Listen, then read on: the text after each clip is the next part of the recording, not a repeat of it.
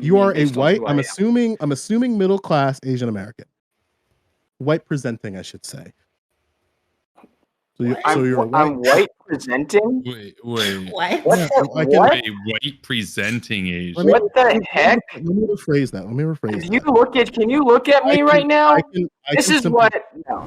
Suddenly they become a lot more sensitive to anti-white racism. And all of that is just primed with the knowledge that America will become eventually a majority minority country by the year 2042. I don't see how we can reconcile the fact that that is true, that It's Americans... the Brittany from Politically Provoked effect.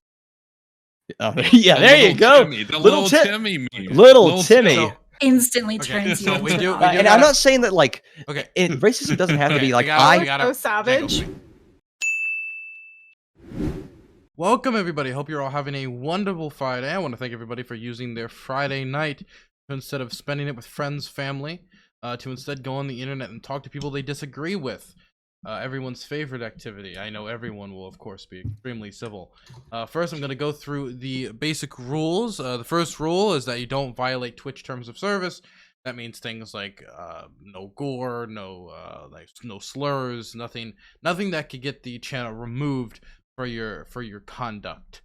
If you are too unfamiliar with those Twitch terms of service, you can send me a DM or Danabo a DM, and they will basically give you just a few pointers or things to avoid, but you should all be fine.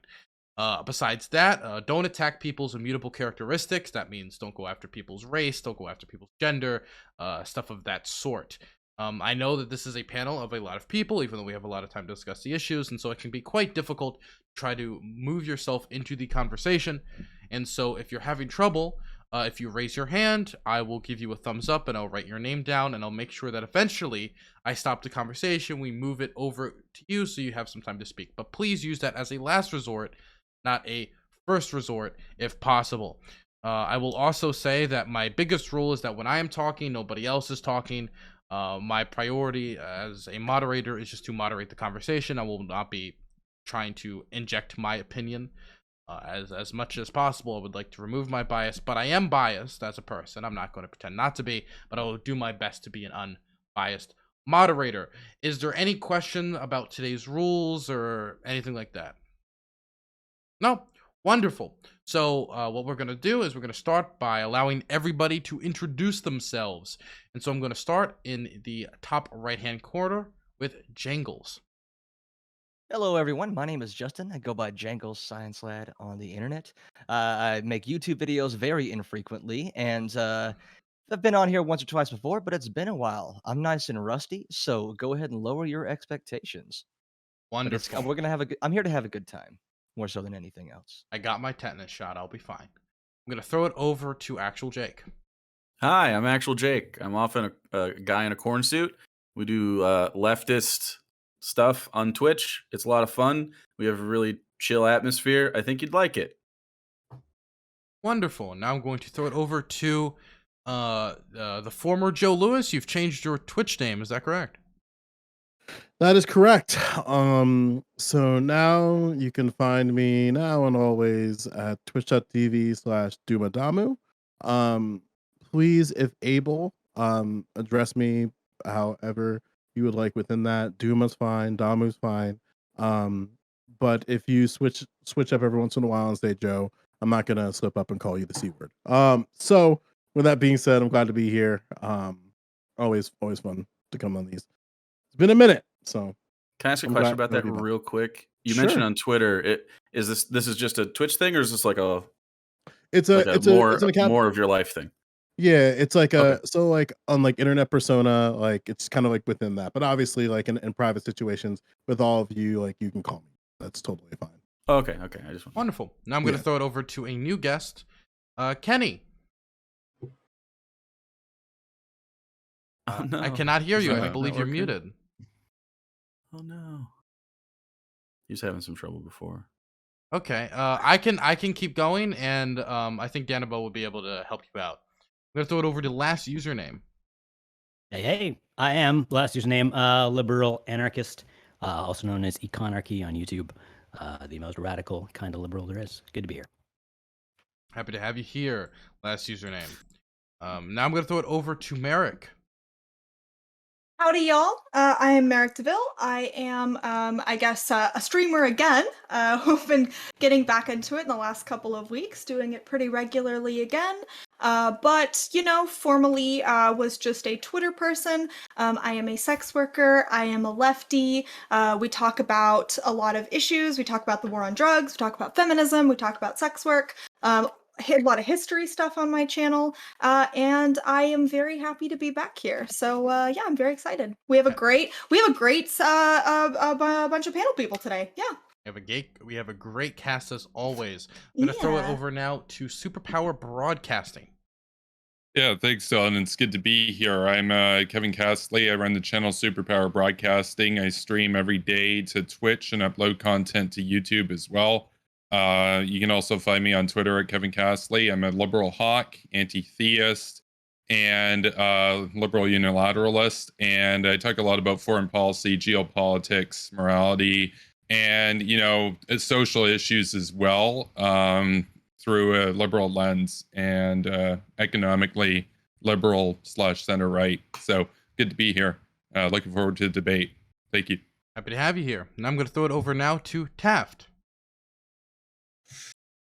Great. My name is Taff or Taft House. You can call me April if that's easier. I post sexy pictures online and share controversial opinions, usually from like a moderate sort of center right viewpoint. So yeah, looking forward to the discussion today. I think it'll be fun. Is anything happening? I can't hear Dylan. Wait, I can't hear Dylan. Well, now you can't hear me. Okay, so I muted myself. Now I'm having audio issues. This sometimes happen. I think we'll see if Danabo can help you out. We see if we can get it resolved if possible. We're gonna go into the first topic, and yeah, I can't hear you. And I'll see if Danabo can help you out a little bit more, and get the audio problem resolved. If not, well, we can always reschedule and try to figure out another day. So we're gonna go into the first topic. The first topic on today's agenda is the banning of Russia today. We're seeing a lot of countries react to Russian state media across the globe. Some by, I think the UK is targeting their licensing in the United Kingdom, and other countries are targeting Russian state media to a whole host of different avenues. We've seen RT America basically closed down for the first time in a very long time. After I believe they didn't have their licensing removed by the government, but basically they were getting dropped by cable providers, I believe. So my question to all of you is, what do you think private companies like YouTube and Twitch should do about Russia today? Do you think they should ban them? Do you think they should get rid of them? What do you think they should do in reaction to the Russian invasion of Ukraine and them pushing the Russian position on their platforms? We're going to start with Kevin Castley, because I'm sure he's very opinionated on this issue. Okay, wonderful. Yeah, great. So Russia Today getting banned from Twitch, YouTube, and other platforms, basically across the Western world. It's something that I and my community have been calling for a long time. Like, I mean, it's in some ways shocking to see it finally happened, because it turned out it took a war on 44 million people, Russia routinely bombing hospitals and doing all sorts of atrocities for their propaganda network to finally be shut down after, over a decade. It's the sort of thing that when we look at the Cold War, and we are in a Cold War with Russia, we've been in a Cold War with fascist Russia since the 90s, in fact. The old Cold War never really ended. Russia never really stopped viewing the West as an enemy. The only difference that happened was that the Kremlin swapped out communism for fascism. And so in the new information war, they're actually, despite us being on their border with military units and us having the battle lines in their court, they've been in our sphere, within our borders for a very long time, since the 90s and the information war. This goes back to Alexander Dugin and the Foundation of Geopolitics, which is required rating for Russian intelligence. And they've been trying to undermine us ever since. I think for us to finally do the slightest move of just simply shutting down their propaganda networks is a move in the right direction, and it signifies that we're finally taking the threat seriously and that we won't tolerate the Kremlin's disinformation anymore. So I approve of it. I'm going to throw it now over to last username. So I mean, yeah, RT is propaganda for sure. The idea that we can shut down their propaganda network just seems kind of infeasible to me. I mean, we might be able to ban them from YouTube, but you know, the purpose of that propaganda, at least at this point, is going to be it's propaganda for the Russian people, right? It's not going to be propaganda for. I think Russia's reputation in the rest of the world is pretty much shot at this point. I'm not worried about Russia brainwashing everyone else. It seems like, you know, public sentiment against them has pretty much decided that Russia is the bad guy.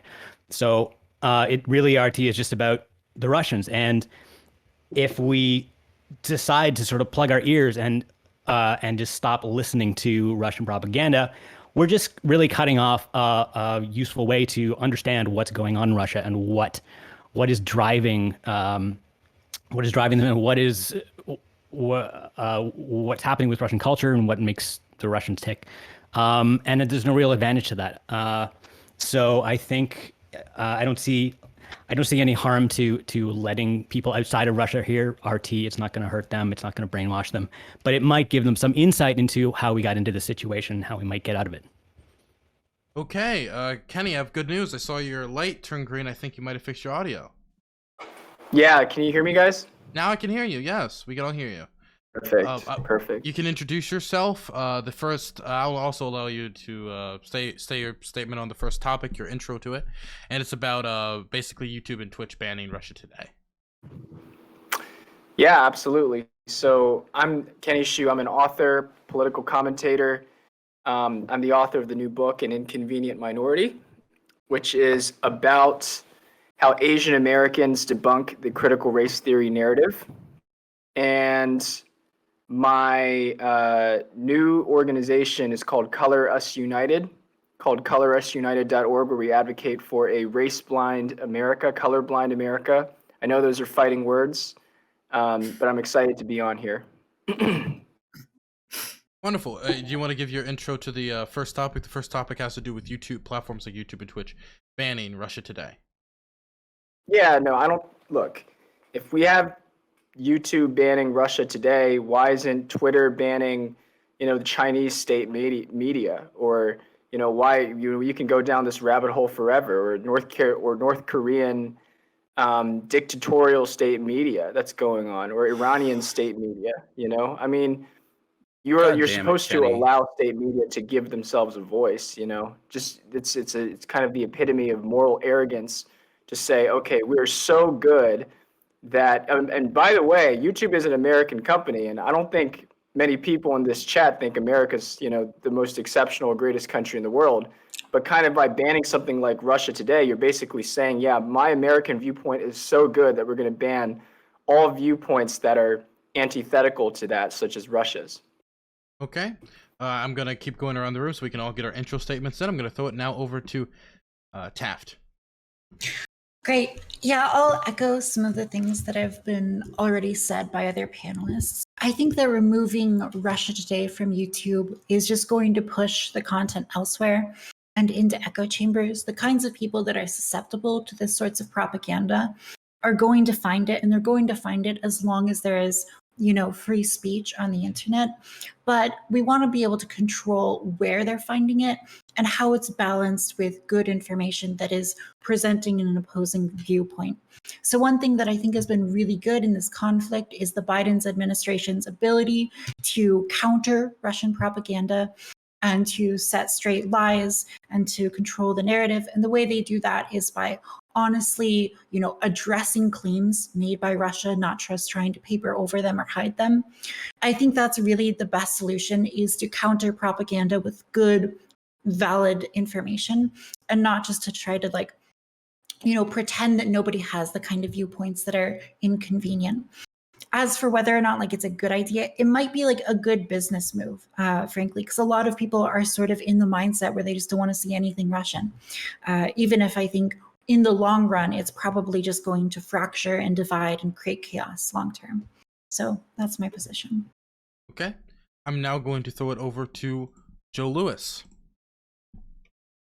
Yeah, I guess my take is pretty simple. Businesses can and refuse services from foreign governments, and this includes news syndicates. Like this is something I think is should be allowed for companies to do. We take moral positions on it, but it doesn't matter how many angry raging fists you do to these companies; they're gonna just do it anyway. I wish I wish my take was a little bit more nuanced, but it's just like we know what we're dealing with RT.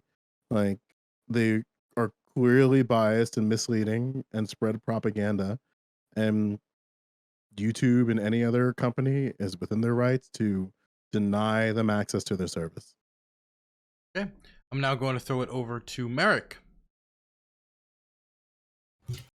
So there's a couple of things going on here. I mean, I think first and foremost, I agree that, you know, Russia Today is really just a propaganda outlet. You know, I do think that private companies, they do have the ability to not host a channel if they don't want to host it. That's true. I guess my concerns, like, I don't really have a problem with the moral or ethical implication of removing Russia Today. I think the thing that I am more concerned about is it more effective to simply purge them from YouTube and Twitter, or I'm sorry, YouTube and Twitch, or is it actually more effective to keep them and label them exactly what they are? I think that existing in spaces that are adjacent to a lot of tanky and a lot of gray zone spaces online, you do see a lot of very conspiratorial thinking. And I am a little bit concerned that just purging them makes them more sympathetic to that crowd. And it really plays into a lot of the conspiratorial thinking. So would it not just be more effective to keep them and label them as state propaganda? I'm not really certain, but really for me, this is the pertinent question. I think that they're just clearly Russian. It's clearly a place to shill Russian disinformation. So I don't know. Maybe net positive to remove them. But I do think that if we are going to remove them, that we should probably put labels on the people who either worked for them or the people who still continue. Oh, wait, are they shutting down completely, actually? They're shutting down completely, aren't they? RT America. is RT shutting down. America. Yeah. Okay, I think that people who work for other parts of Russia Today should probably have to be labeled on Twitter as state affiliates, the same way we have that for like people like Chinese delegates, or that we see sometimes, or like for American government officials. I think those people should have to be labeled as Russian state officials. But yeah, I mean, I guess in the end, it's probably good to take Russian propaganda offline. Okay. I will also say that cheating during today's discussion is not allowed, including having such an adorable feline. That biases the audience against everyone else. I just wanted to make that clear. I'm sorry, this is my child, and even if I try to yeet him, he will come back. So we're stuck looking at the cat. I apologize. No worries. You know, I closed the door so the dog wouldn't come in because I didn't want to sway anybody. He's a man of virtue. Yeah. Okay, speaking well, of, speaking of he a will man, scream. okay, speaking of a man of virtue, I'm gonna throw it over to actual Jake. Oh, okay. I thought it was a cat man or whatever. Heart of a cat guy. Isn't Isn't Heart that of a canon Cat. here? Yeah, that's Yeah. canon. Okay. I'm kind of with Joe, or I mean, I'm sorry. I forgot. It says it on the on Discord still. That's why. Anyway, sorry. I feel similar. It's kind of like we're at the state where corporations have a lot of control over the way we communicate, and that's not necessarily a good thing, but it's the facts of the matter, and that's like what you get for capitalism when we, it's part of the side effect of that. I don't hate the idea of labeling stuff. Part of me sees that as a good thing for like normies interacting with it, but again, I think that just helps. I don't think there's a way to handle them without making them kind of maintain conspiratorial thinking when you kind of are already in that, because like you see like how demonetization and being banned and stuff is often used to sort of like rally support.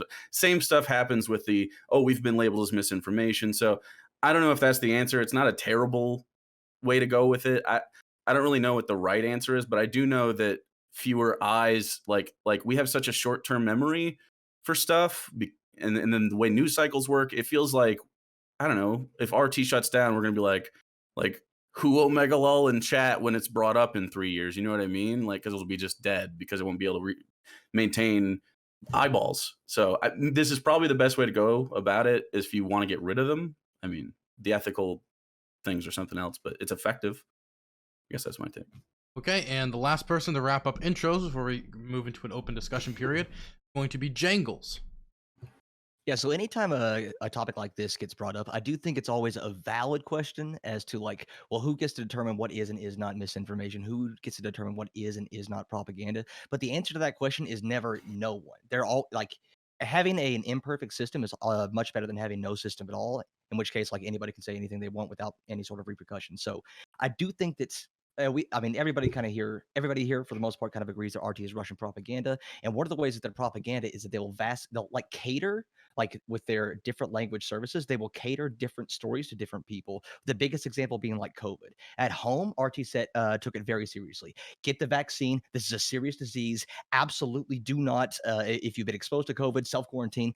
But in other countries, like in Germany and the United States, they were promoting a bunch of like like anti-vax propaganda. They were saying it wasn't a big deal. They were saying that like, there's microchips in the vaccine. They were boosting all these stories to try to sow disinformation abroad like that.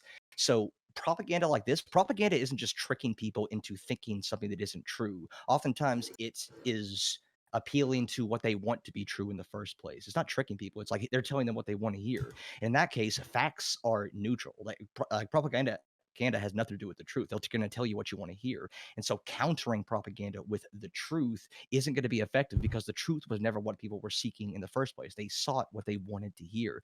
And in that case, I think banning is like the only thing you can do. Yeah, people are going to still be able to access RT in other ways, but that's not the point. Right. The point is not to like say that no one can ever access this information ever. It's about putting enough barriers to make it more inconvenient for more people to be able to access this disinformation. It's not, is it the best option? I don't know. I don't think there is a perfect option, but I do think it is a good one that will have a net positive effect on the world.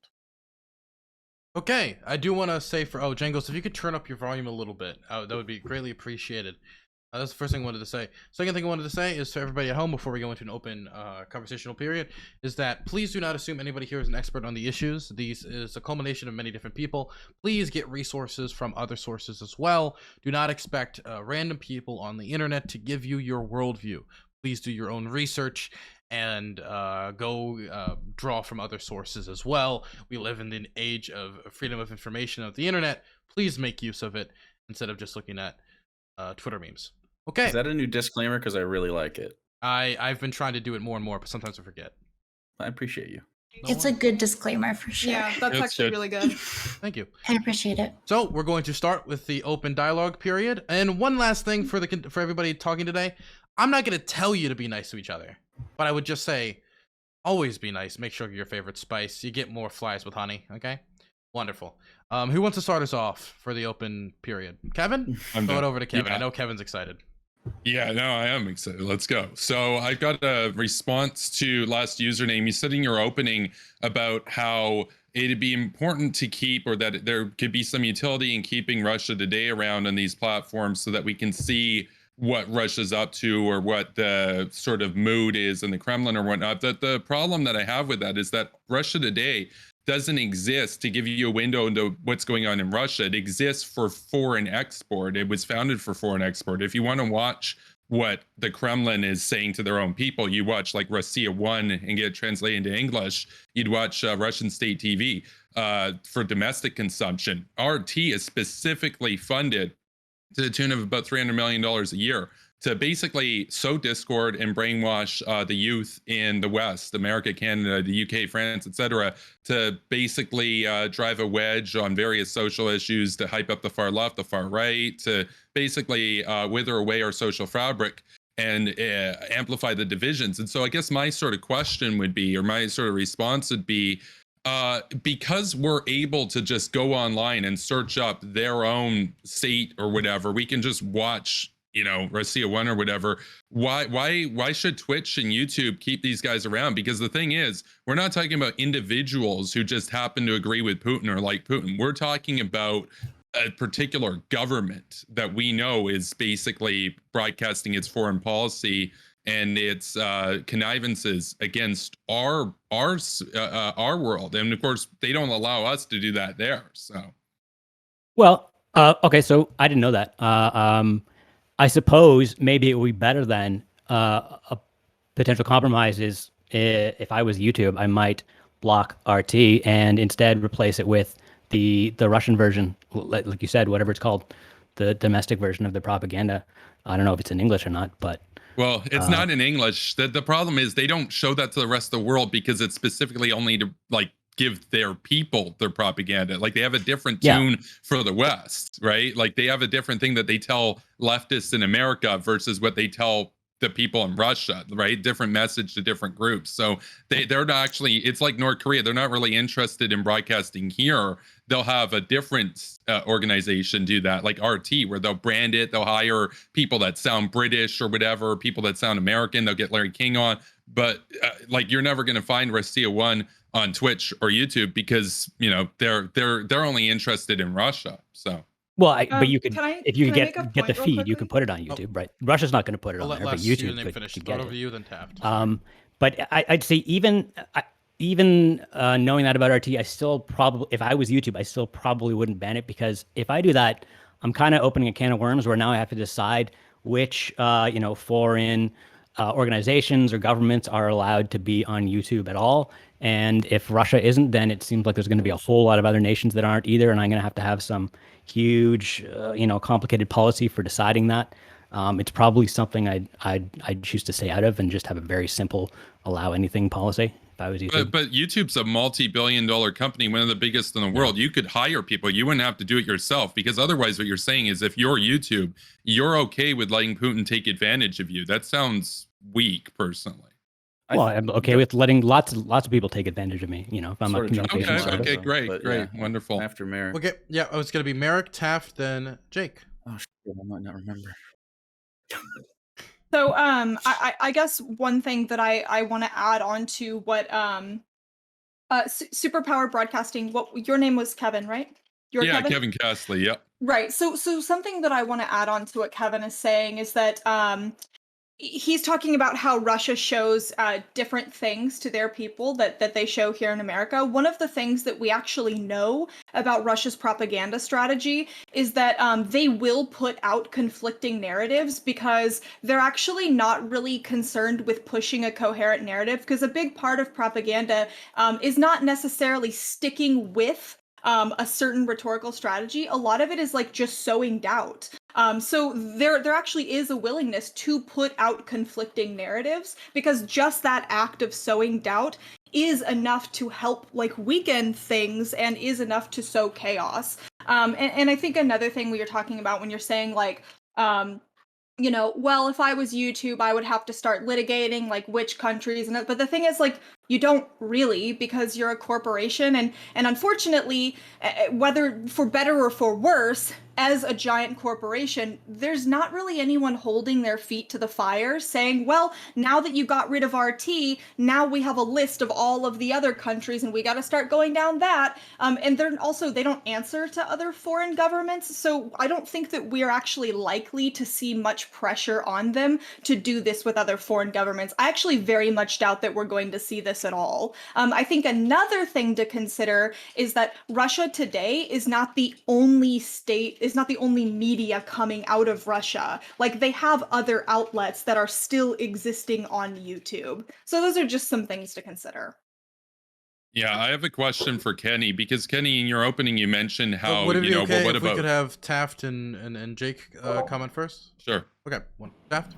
Okay. There's actually research into this regarding the effect of censorship on radical beliefs. And what we find is that centralized censorship, especially, that is censorship from the platform, causes people to be more certain, more confident with their radical beliefs, not less.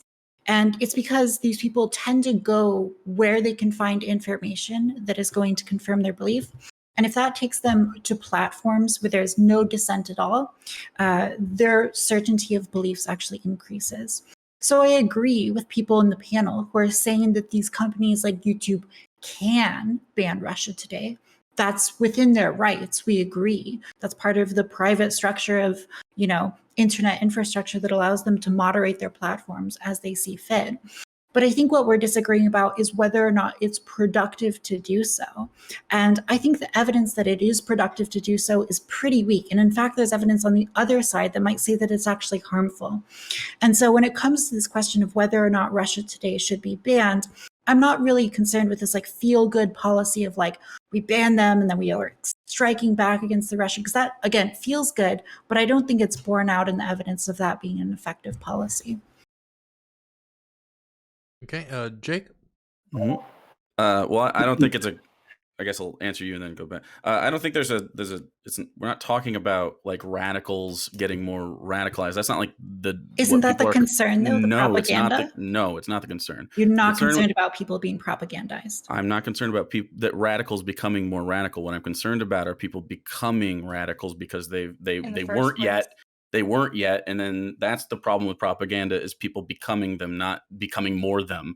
So it's not the individual radicals' power level. It's that there's lots of them. That is the problem, because then they're telling their friends, they're telling their family dumb things that hurt people. So that's the problem. But as far as the other thing, do corporations have an ethical duty to limit propaganda though? Because it's not like the Wild West. I feel like if you have a corporation, you have some sort of responsibility, even under just strict capitalism, you have a responsibility to the consumer base and the country that you serve, right? The idea, this sort of noble business owner ideal that a lot of capitalists right? Which it should work like that. Shouldn't you have ought they not try to limit the harm they do throughout whatever they offer on their platform, right? Yeah, they should. That wasn't just at you, but yeah. Yeah. No, I think we're all in agreement for the most part. I don't think anyone's here is a Russia fan. They're yeah, we want Russia. No, not a Russia fan. Yeah, last Tuesday specifically was well, we should just allow everybody. That's the best way to go. I disagree. Hold on. So I need to put a little park on this, because you guys are saying Russia Today is totally, completely bad. Now let me ask you guys a question. Would you watch Fox News or Russia Today? Fox News. Fox News. Because at least with Hannity, you got a 50.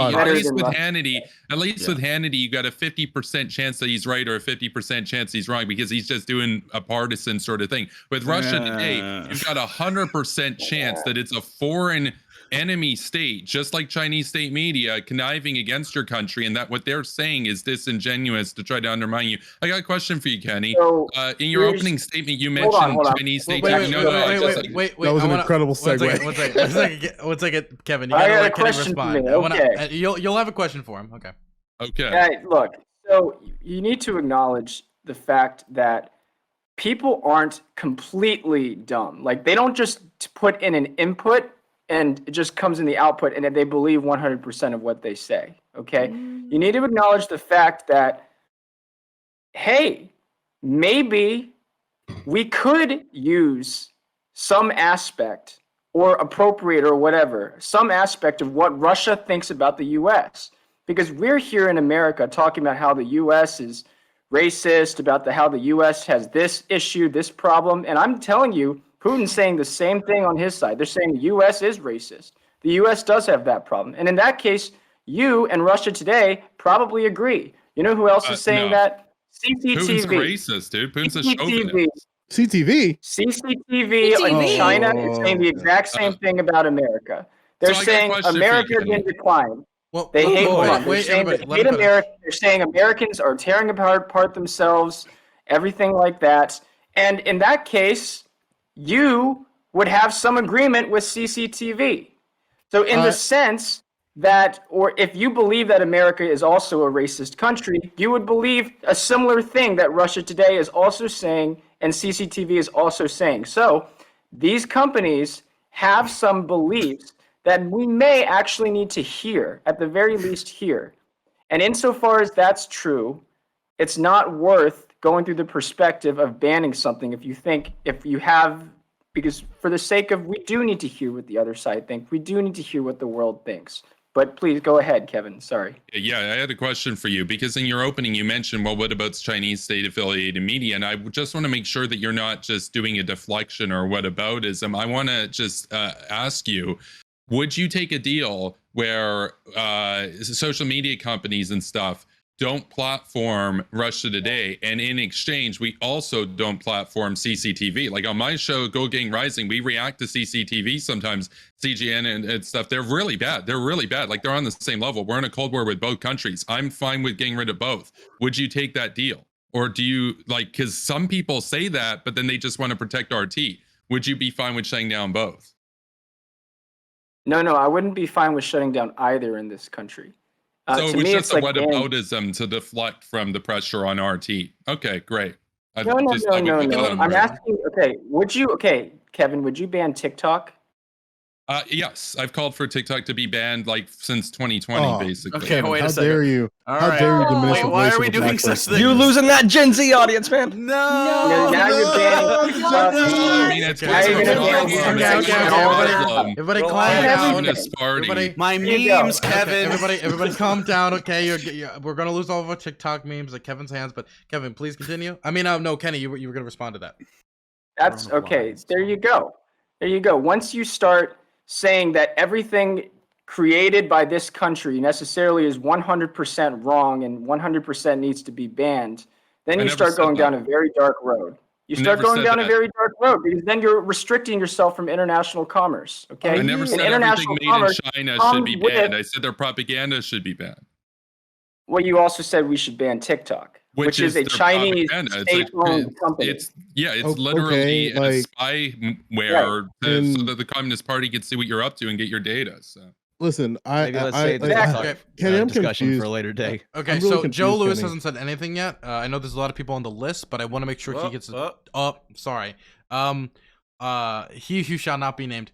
Hasn't been able to talk yet, so I want to throw it over to him. I have everybody's name written down. Don't worry. I'm kind of confused, Kenny, on two things. The first is Fox News, so I guess we can press on that first. Do you believe Fox News is transparent on telling the difference when they go through opinion pieces and factual reporting of news? Do you think there's a very clear distinction that viewers can see? I mean, I think Fox News is a pretty similar bias in the other direction that the New York Times has. That's not the question I asked. I asked you if you believe that do you believe it to be easy or difficult for the average individual to discern the difference between opinion pieces on Fox News and facts reporting on Fox News?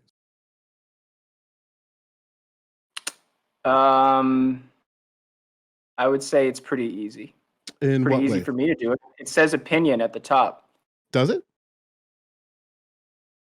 If I go to Fox News right now, Yeah, it does. It said Where- it's a New York Times is an opinion page. Fox News is an opinion page too. that's still not the question I'm asking. If I turn on Fox News right now, would an average individual, not you or I with college degrees and able to have analysis of how news operates, I'm talking about the average Yes, individual. because I know how to And distinguish what between was fact and opinion. right? So because I what does that look like? What does that Hold on, look like? because I took You sixth said grade you said it fact was and on the opinion but like class. hold on, like I'll let you Well, finish because I really want to Well, really you like, did ask him the pinpoint question. this. I want to give Kenny some uninterrupted. Yeah, time to sure, respond. absolutely, go for it. So look, you have okay, if somebody says, "Hey, it is a fact that I think you're pretty." No, it doesn't matter if you said it's a fact that I think you're pretty. It's still your opinion, And just because somebody puts the word "this is fact," like the Washington Post says, "this is fact" all the time, and then they put an opinion next to the fact. I don't believe the fact that just because they say it's a fact that I believe it's a fact, because I They know how to don't say distinguish. that about Let's op-eds. pinpoint. Well, I can pinpoint this a little bit better. I don't want Do to. you- One second. I just Yeah. want to be clear. Kenny is taking the position that most of you are not taking, so I want to make sure a pile-on doesn't happen. So I want to make sure that we don't all jump on him at the same time, since he's taking a different position than most of the people on here, except for I think last username. So I just want to make sure we have decent back. I'm just trying to see where you're going with this, Duma. So please. Yeah, I'm trying to understand why you use Fox News in your comparison to RT, because I'm not exactly sure if the average individual can tell the difference between facts reporting on Fox News and opinion-based pieces. I can give you an example. Tucker Carlson is one of the biggest individuals in conservative media. Full stop. A lot of people watch his content. People watch his content as a means of getting their news. And this is just something refutable to be true. So my question to you is, do you think Fox News should do a better approach to people like Tucker Carlson? And then you can maybe extend that into your arguments concerning RT and PCTV. I have no idea about Fox News' business operations, but the reason why I made the comparison between Fox News and RT initially, which I asked Kevin about, and also all of you, was because a significant portion of you, I believe, I don't know, I may be wrong, but I do believe that most of you probably distrust Fox News. And most of you also probably distrust RT. But Well, I don't think any why of you would want to you ban believe- Fox News. Not Unless to cut you you Yeah, off because there. maybe I'm Why old would fashioned. you- I want my Fox News is already propaganda ended. not to be Jangles, taken over by you them know. foreigners. Why I want would you- American why would you propaganda. believe why would you believe that people why would you believe that in terms of Fox News? I don't understand the point that you're trying to make. Because you guys are more on the left side of the spectrum. I'm an anarchist. Fucking One of you. lefties suck. I'm I'm in the post left center movement, right. baby. Like I Center so to let me kind of center this, like, right, because I think we're getting lost in the sauce here. Is that, do you think that there should be better disclaimers on media when there is opinion reporting and facts reporting? Do you think that there should be a better distinction between the two? And would you extend Absolutely. that? And would you extend that? Would you extend that to CCTV and RT? Yeah, absolutely. 100%. So I know a lot of people want to ask Kenny questions, but there's also other people that I want to make sure get time to talk. So I'm going to go down the list. It's ordered Taft, Merrick, Jake, and I just threw in Jangles in there because I can see I can see he's just an opinionated man, seeing in his eyes. So I'm going to throw it to Taft first. Yeah, I mean, just going back to sort of what people are talking about, I don't think there's been like a meaningful reason put forth as to why banning this content's actually going to get the results we want.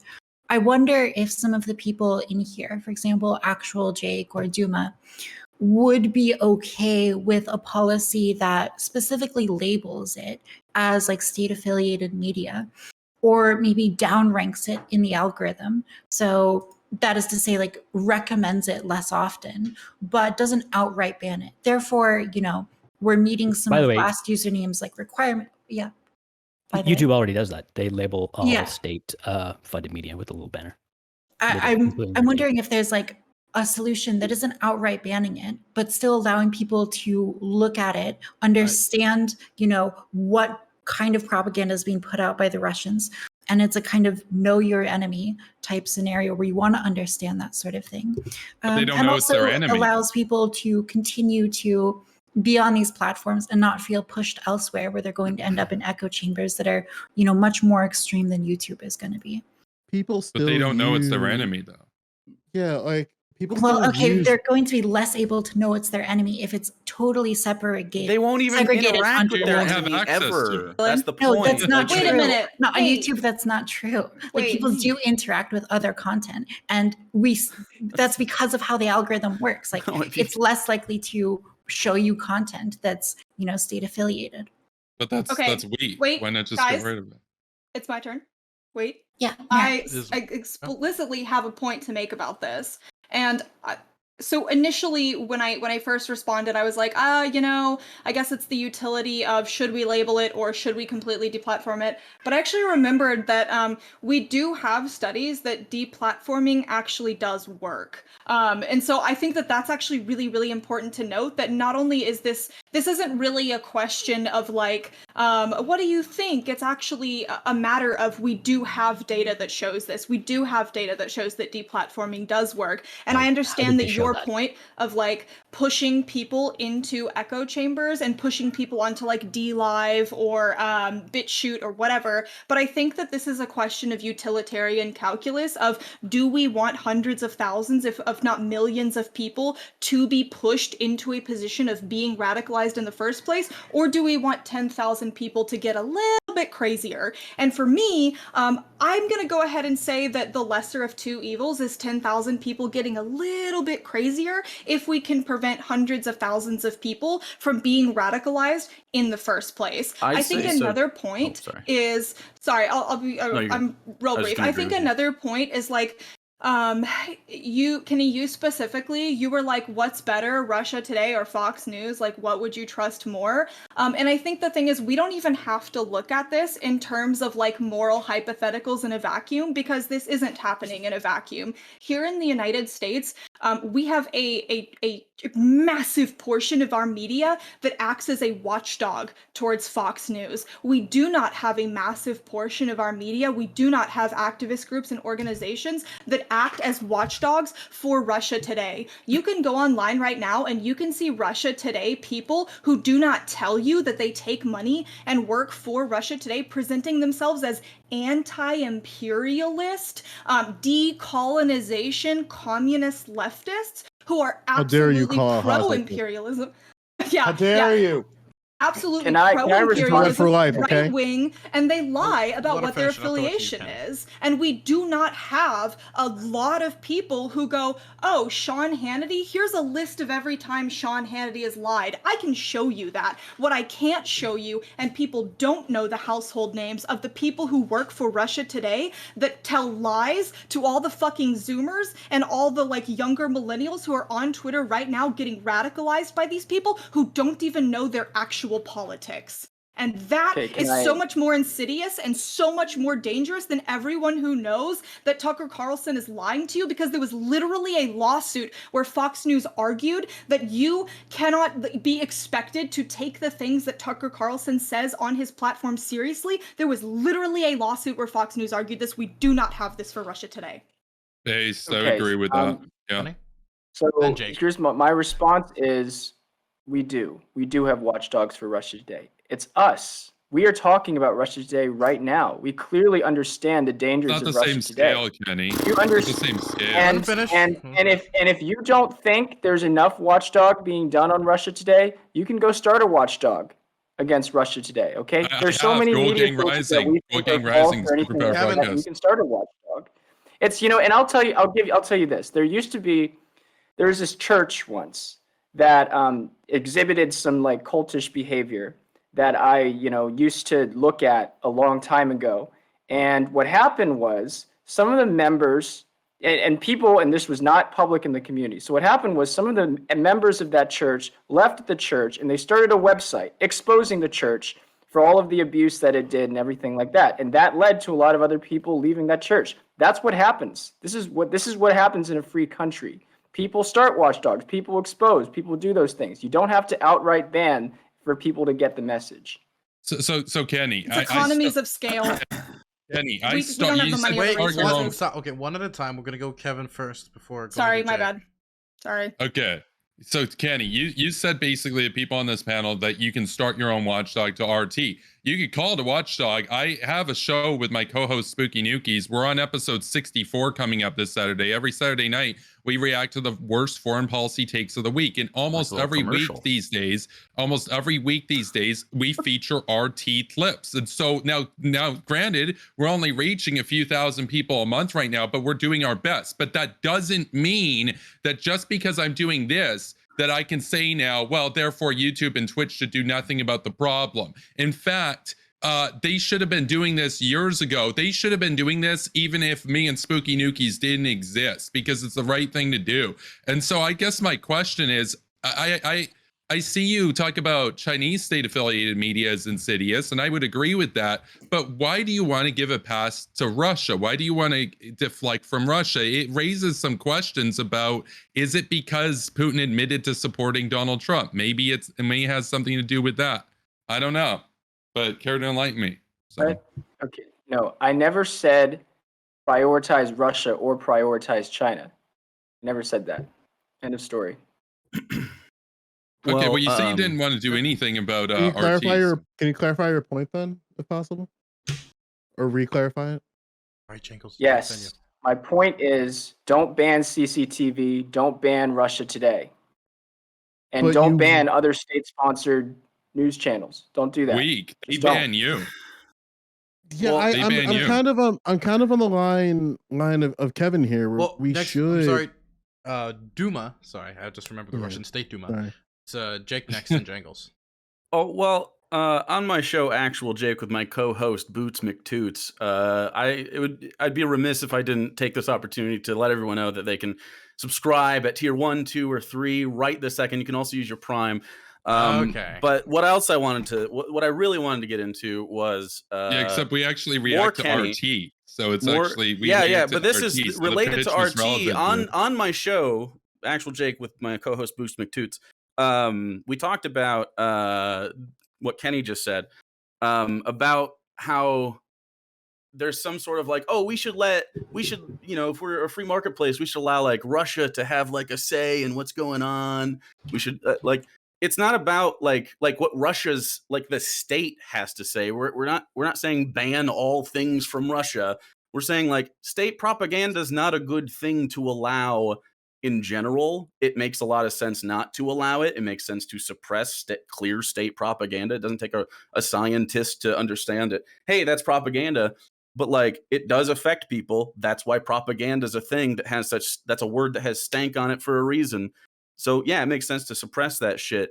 We care way more about like what Russians have to say. And if Russia allowed Russians to speak on their own behalf, I think maybe geopolitical things would be a little bit different right now, and we wouldn't even be having this discussion because Russian people don't seem that like all that crazy. They seem pretty normal when you know what I mean. But like when it's filtered through like Putin's propaganda machine, yeah, you're gonna. And frankly, I don't think if you're like a real pro-Russia guy or whatever, or if you think Russia's correct right now, I don't know why you wouldn't want the opinions of people that aren't Putin.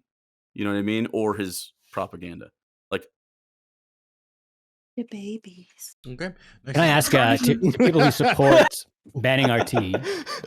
Would you take it further than that? And what about people say like streamers like Hassan reacting to RT or just straight up regurgitating stuff right off of RT? Would It would you be a violation. potentially? He's It would not be a paid by violation. Sorry, not to cut you off. No, but he's but he's supporting them, and he's if they're just Yeah, but regurgitating there's- basically the same content.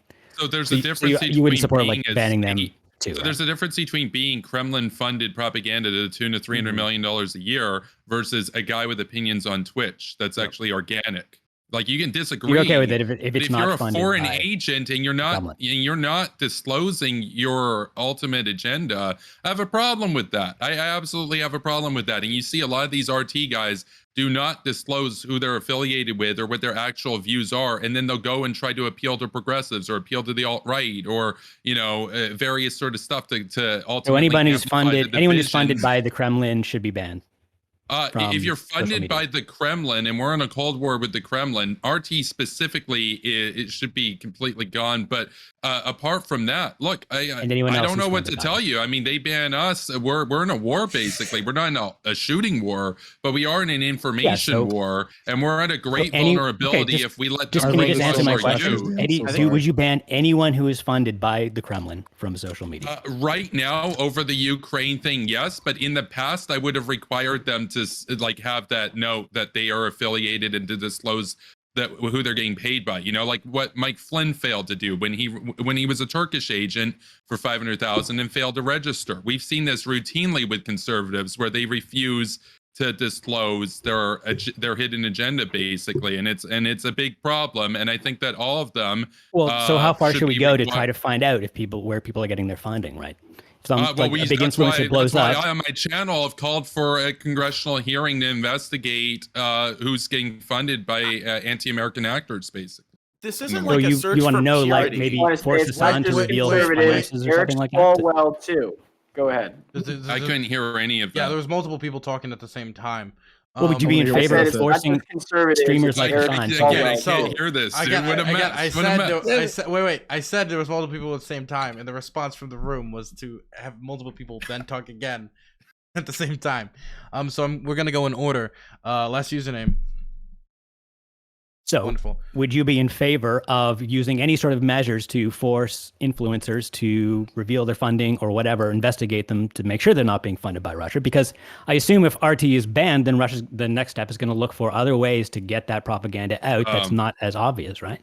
So I'm not interested in going to their families and holding them hostage with guns, like any measures. That's What- kind of a how loaded- far would you What? go? What would you be interested in doing? You said Well, but you would- said any measures. I mean, because Russia, they do shit none like at that, all? basically, if they think you're a So- spy, right? so. As long as No, you're I not think, overtly. I think RT should be banned. I guess like my question for you, right? To the last username, you're like you're not could you answer really my a question particular. first? Yeah, no, well, okay. Well, I basically did. I said that Russia Today should be banned. What else do Yeah. you want to know? And so presumably the next step is that Russia's going to look for slightly more covert ways to fund propaganda and get it to Western audiences. and then we can How go far after would you them. do any sort of investigation on that, and how would you do it?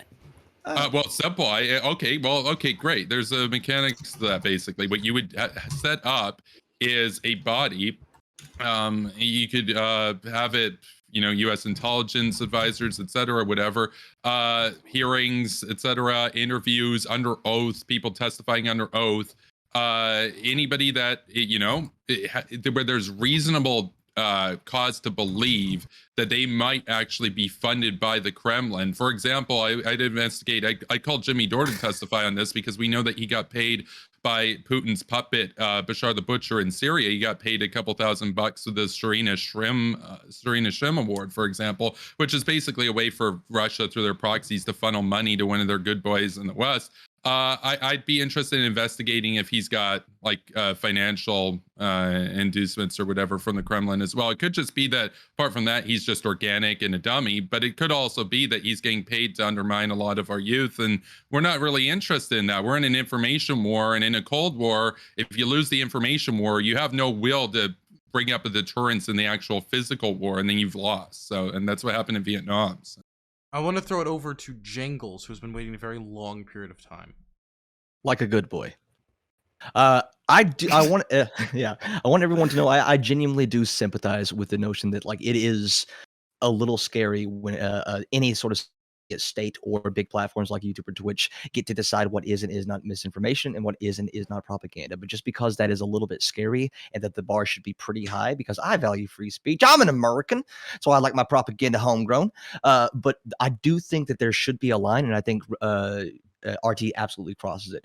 What Tatach was saying, like, yes, there is a very real chance, and it has been demonstrated that like pushing, like banning things like that do push certain people into more radicalized echo chambers. And that's something that we should be aware of, and that is a negative consequence that should be at least acknowledged and to the best extent we can addressed. However, it doesn't just, we're not just talking about the radicals. The harm caused is not just from radicals. It could just be from the average individual person. And so the harm, someone can be radically wrong without being radicalized. I think a big example of why RT absolutely reaches that threshold of propaganda is like what I said earlier, how they treated COVID information at home and abroad. At abroad, they wanted to sow doubt. And I don't think it's controversial to say that vaccine hesitancy and vaccine skepticism is radically wrong, but it's not a radical belief in terms of it being on the fringes of American society, and RT played a part in that. And that's who we're targeting. We're not targeting the radicals. You almost have to think of them as a lost cause. However, deplatforming absolutely does have a positive impact on reducing the amount of normies that are talking about something. There's a study in the 2021 study published in the America. Oh fuck, their journal name is fucked up. I put it in chat. It's called "Evaluating the Effectiveness of Deplatforming as a Moderation Strategy on Twitter." So they looked at Alex Jones, Mao Yiannopoulos, and Owen Benjamin. So those were 3 people that were banned. And following bans, they were significantly less talked about, and they showed that the overall activity and toxicity levels of their supporters declined after their deplatforming. It does work. I'm glad you brought this up, because I think it's like sort of the perfect case study. Like these studies that show the effectiveness of deplatforming, they're focusing on like the toxicity of the platform themselves. And so there's also been studies regarding like Reddit and its banning of like fat people hate and like other subreddits which were considered to be too toxic for the platform. And we do see like positive effects on Reddit itself. The problem is that those like effects are then externalized elsewhere, right? And so I think you said something earlier, like the problem, or sort of like at the heart of this contention, is whether or not harm is really caused by like radicals, or whether it's caused by like someone who's just sort of like casually browsing one of these subreddits, or like casually sees a Russia Today video and is like propagandized to it. And maybe this is like the heart of the disagreement, but I disagree on this. I think that the problem really is with the radicals and, the fracturing of society, pushing people into these camps where they're not seeing a lot of dissent. I think that you really need to be meeting people where they're at, and exposing them to ideas that are challenging their beliefs. I think it's sort Well, of it's not an ironic either or to me. situation, though, right? Some shit just Yeah, hits yeah. different, Like, dude. yeah, you don't have, It we don't have to is just focus on different. radicals, and we don't have to just focus on like the normies and stuff. Right. Like, it could be like the difference between like getting stabbed once with a big knife and getting stabbed 1,000 times by a tiny little needles. Like, they can both cause harm. Jangles, you said that my question to you is, Jangles, you said that the difference that makes Russia Today censorable is their COVID coverage. Can you elaborate on that? Yeah, so specifically, it's not just misinformation; it's willful, purposeful misinformation to like in an What did they do? information war. So at home, they took COVID seriously. The reporting that RT did at home, COVID is serious. Get vaccinated. They went so far to say, like, if you don't get vaccinated, you're a moron. Almost like not verbatim, but that was the tone of the coverage at home. COVID serious. Get vaccinated. Wear masks. COVID serious. Abroad, though, the message was very different, and it was very different in a way that was different per country. It was targeted at their specific outlets to sow doubts. That's what their propaganda outlets do. They're not there. They want to spread that misinformation just to make it a little bit more, make it doubt. I don't trust the vaccine. I think, there might not be microchips in it, but I don't like how they're pushing it. I'm really skeptical. That's who RT kind of appeals to. It could be a far left person or or a really conservative person, but someone who doesn't trust the mainstream opinion. And so that's why I think it meets that level. Jacobs, I just got a quick question there because you said at home. I'm just wondering, like, you're talking about in Russia, right? Because RT for the longest time never broadcasted in Russian. It was all for export, right? Yeah, let's see. Like they do have some stuff in Russian now, but like the thing with RT's part of a big conglomerate thing where they have their separate state networks like Russia One. Yeah, I can send you the article that I was referencing on that. Okay, thanks. I'm gonna throw it over to Jake, and then we're probably going to. I thought I had your name written down. Okay. Oh, okay. Taft really wants to go. Okay, yeah, really quickly. I think that I'm really happy that this is our first discussion because I think it's a great litmus test for our future discussion on critical race theory. And like, I'm not someone who wants to ban critical race theory or the discussion or talking about it, even though I think it can be like a quite toxic idea. But yeah, we'll talk about that later since it was a quick thing for me. Okay, but CRT is not funded by the Kremlin, though. Like, I'm not the biggest fan of CRT. I've debated against it in many. Yeah, ways, we'll get into the nuance later. It's not. It's not the Kremlin.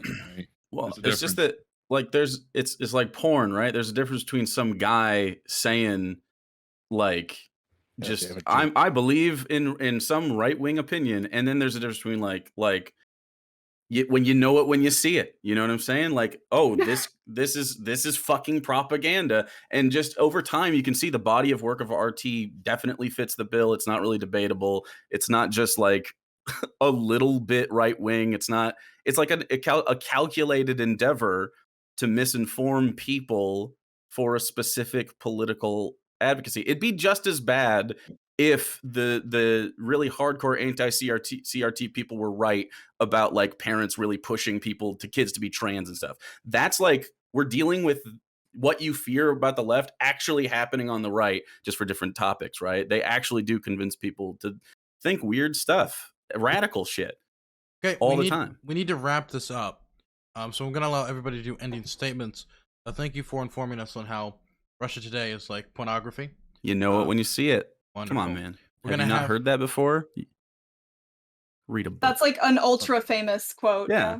No, look, I've just, From the I've Hustler never, style? when I watch RT, I've never engaged in that activity. I'm just saying. Yeah, Dylan's a Why good not? boy. He's never even seen porn. Okay, can we keep Exactly. it PG on this panel? Thank you. Exactly. I've never.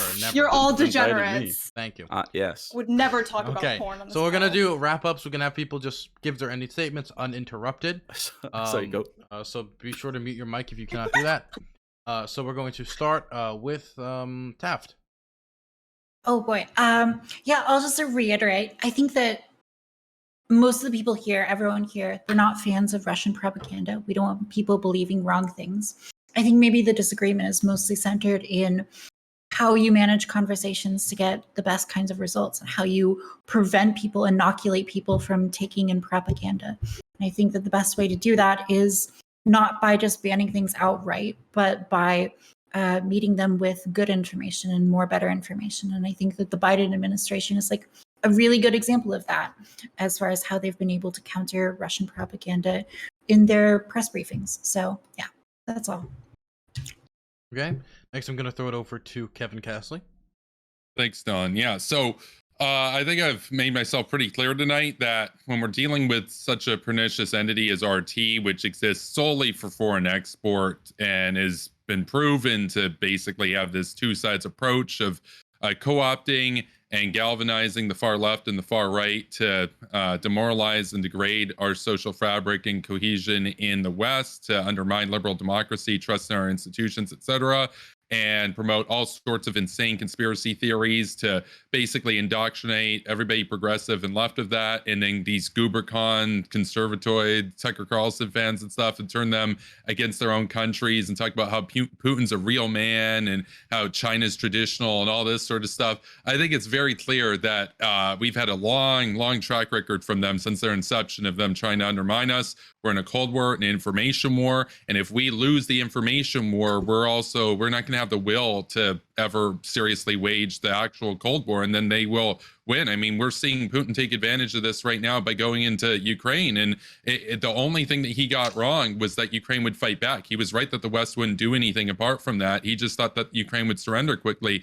Fortunately, he was wrong about that, but they have the will to fight, and they got serious about cracking down on Kremlin propaganda. And I will say, I did start a watchdog on RT with my co-host Spooky Nukies, and every Saturday night we react to RT and other propaganda, and we do everything that we can to debunk this absolute insidious propaganda. And just because we do that doesn't mean we can't also ban them if you're somebody who's more powerful in the position of the CEO of Twitch or YouTube. And it should have been done a very long time ago. Thank you. Eric.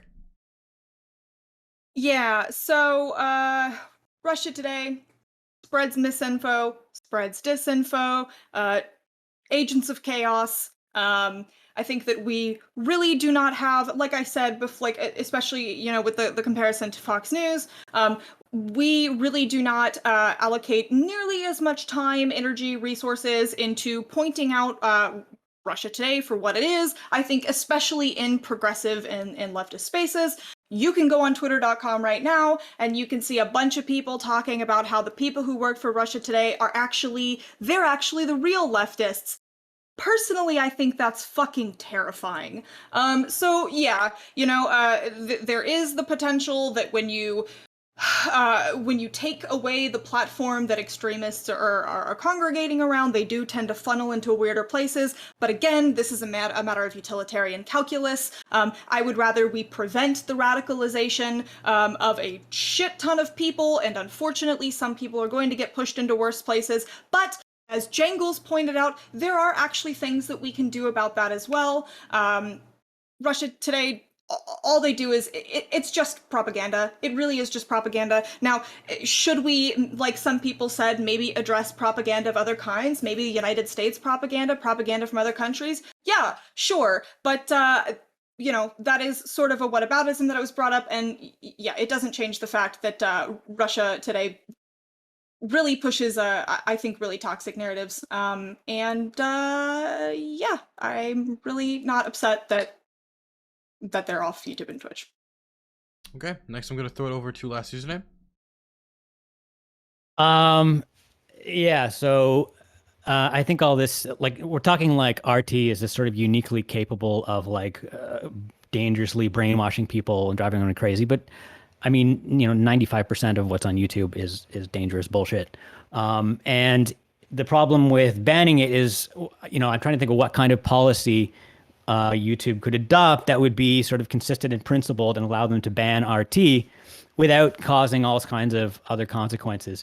Maybe if they had a policy of we will ban all state media from literally every state, like fuck the CBC, fuck PBS, fuck it all, I might be into that. That's kind of appealing to me. But but just picking particular states because because they've got bad relations with them right now, or because they're doing something admittedly terrible, but just to ban them because of that, it doesn't seem like a good idea. And Kevin doesn't like that, that the dangerous bullshit coming from RT is inorganic as opposed to something like Hassan Piker. But I don't see, there's lots of channels on YouTube that get their money from somewhere. If it's not a state, they might get it from some organization, from businesses, from who knows where. Like, worrying about that just seems like, again, opening a can of worms and going down to like investigating people's finances to figure out whether they're allowed to speak or not. It just seems like a really scary policy for them to adopt. So I'd say I'd rather get my Russian propaganda from a channel that's literally labeled like Russian propaganda. This is Russian propaganda, rather than have it sort of more surreptitiously come through all these supposedly organic channels, which we can't actually verify are organic, don't really know anything about them. Like, that seems, it seems simpler and probably safer to do it that way. Okay, going to throw it over to Kenny.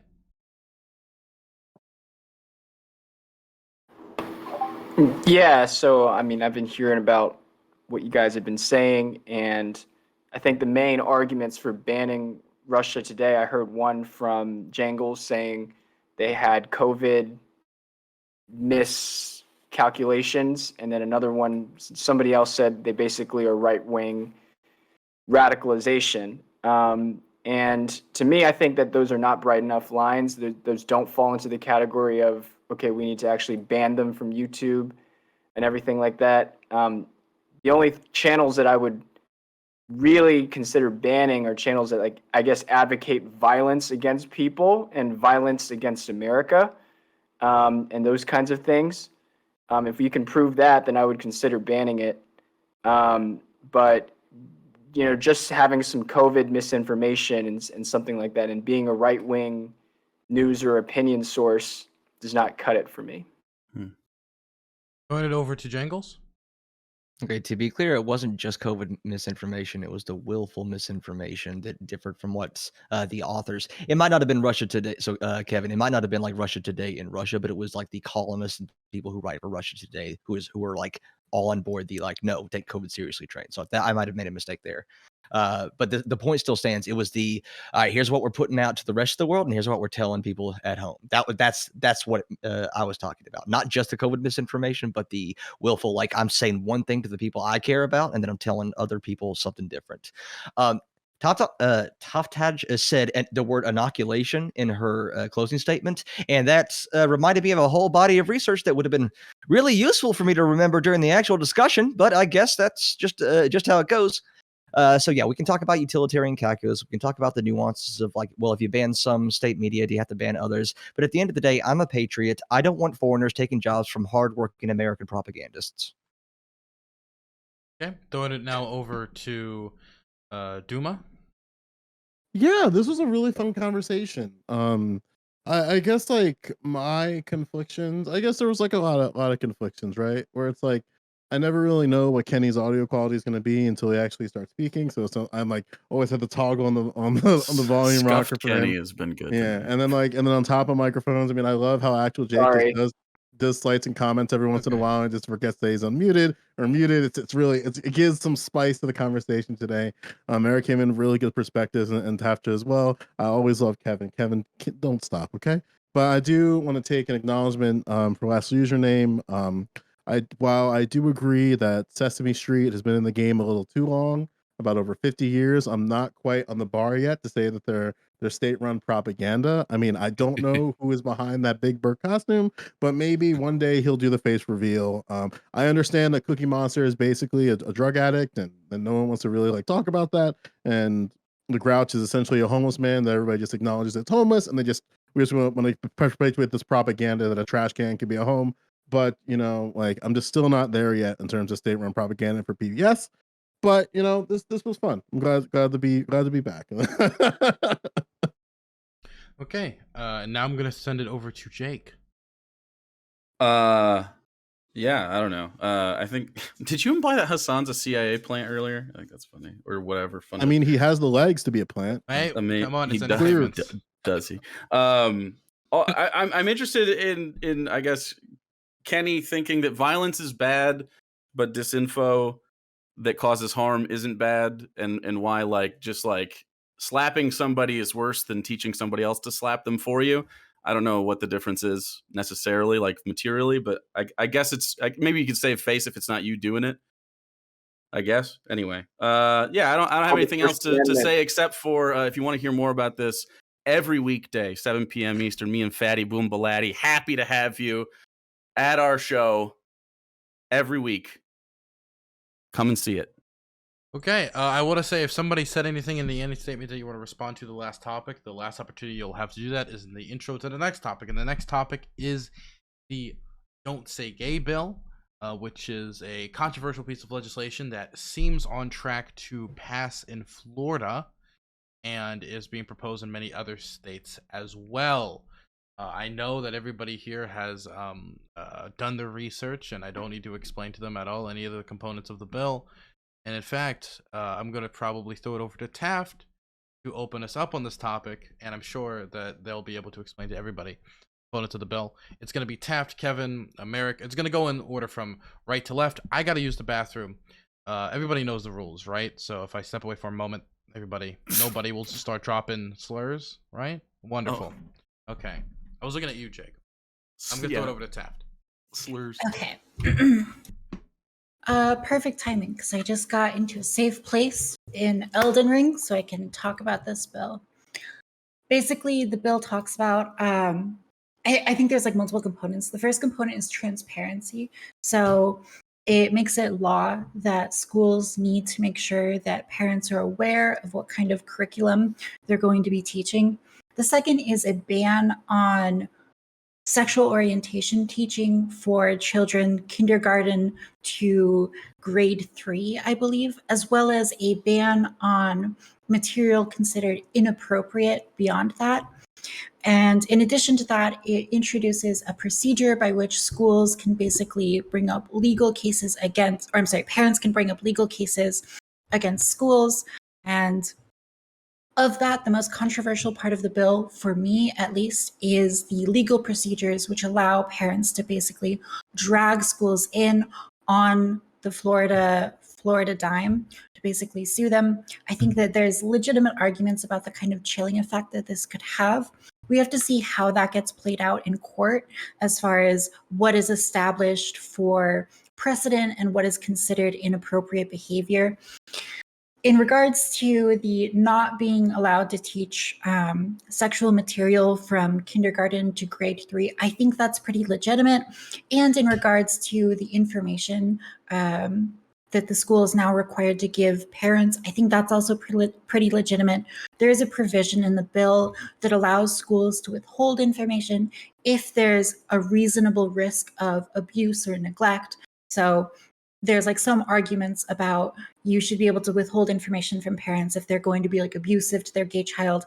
The bill does make an exception for that, so schools can still withhold that information if they think a parent's going to, abuse their child for being gay. So overall, I think it's been sort of overhyped as far as how dangerous it is. But there are some legitimate parts of it that are a little bit iffy for sure, and I hope to get into discussion about them. Okay. So because this is our opening statements for the second topic, I am able to address what was mentioned in ending statements from the last topic. Kenny brought up something about how that violence would cross the line, but disinformation necessarily wouldn't.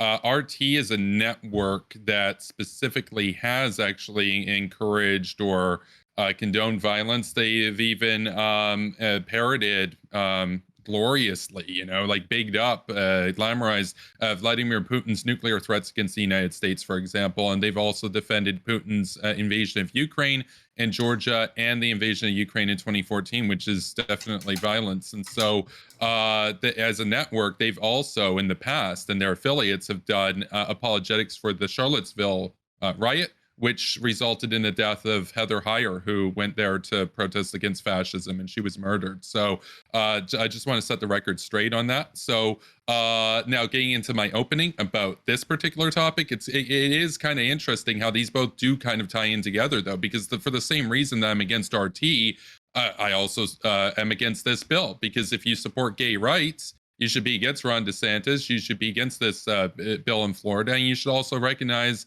fascist Russia as being led by an ultra-conservative, revanchist, homophobic regime that tortures, imprisons, and executes people on the basis of their sexual orientation. And we see people in Florida, some of whom have been indoctrinated by RT and whatnot, others by other networks, but they're coming out here to basically try to dehumanize and to basically deny the existence of anybody who's not basically heterosexual. And it's incredibly insidious. It basically would turn, if you were to follow this to its logical conclusion, do this across the US, it would turn the US into a country that's not worth living in. So thank you. Fiery statement. Next, we're throwing it over to Merrick. Right. So this bill, I think, is probably one of the more disgusting, more insidious things that we've seen in terms of legislation recently. I think on the surface, it purports to want to keep parents informed about what's going on with their children. But when you actually start to look into the bill and get into it, you'll see that it actually really incentivizes teachers and administrators to divulge any and all information to parents regarding things that children disclose to them. And there is a provision in the bill that says, any prudent person who would think that abuse could happen because of disclosure of this information obviously doesn't have to. The problem with this is that a teacher is still pressured if they want to keep their job to disclose information. The second problem with this is that prudent person is actually at the discretion of whichever judge happens to take this case if it does make it all the way to court. The next problem with this is that under this bill, there is a health and wellness survey or sheet, the questionnaire that teachers have to give to children.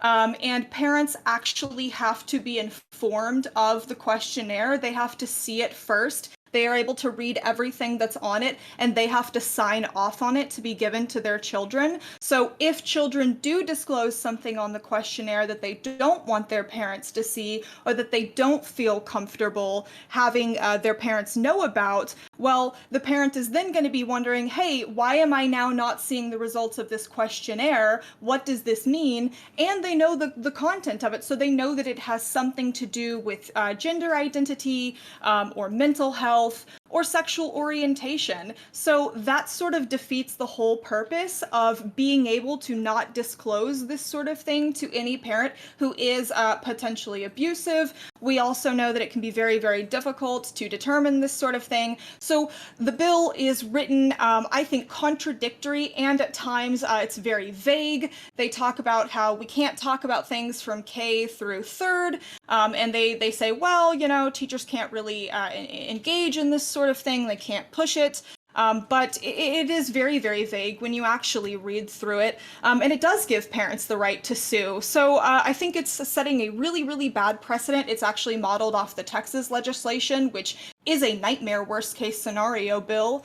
And I think that, everything about it is much more insidious than it appears on the surface. And this will do nothing but harm trans and queer children who we have countless research, we have countless studies and amounts of evidence that we can see are benefited in every portion of their life for their entire lifespan by affirmative care, which is essentially and incredibly important early on because we know that early childhood development is essential and very important for people's lives. So I think this is one of the most disgusting bills that we've seen in a while.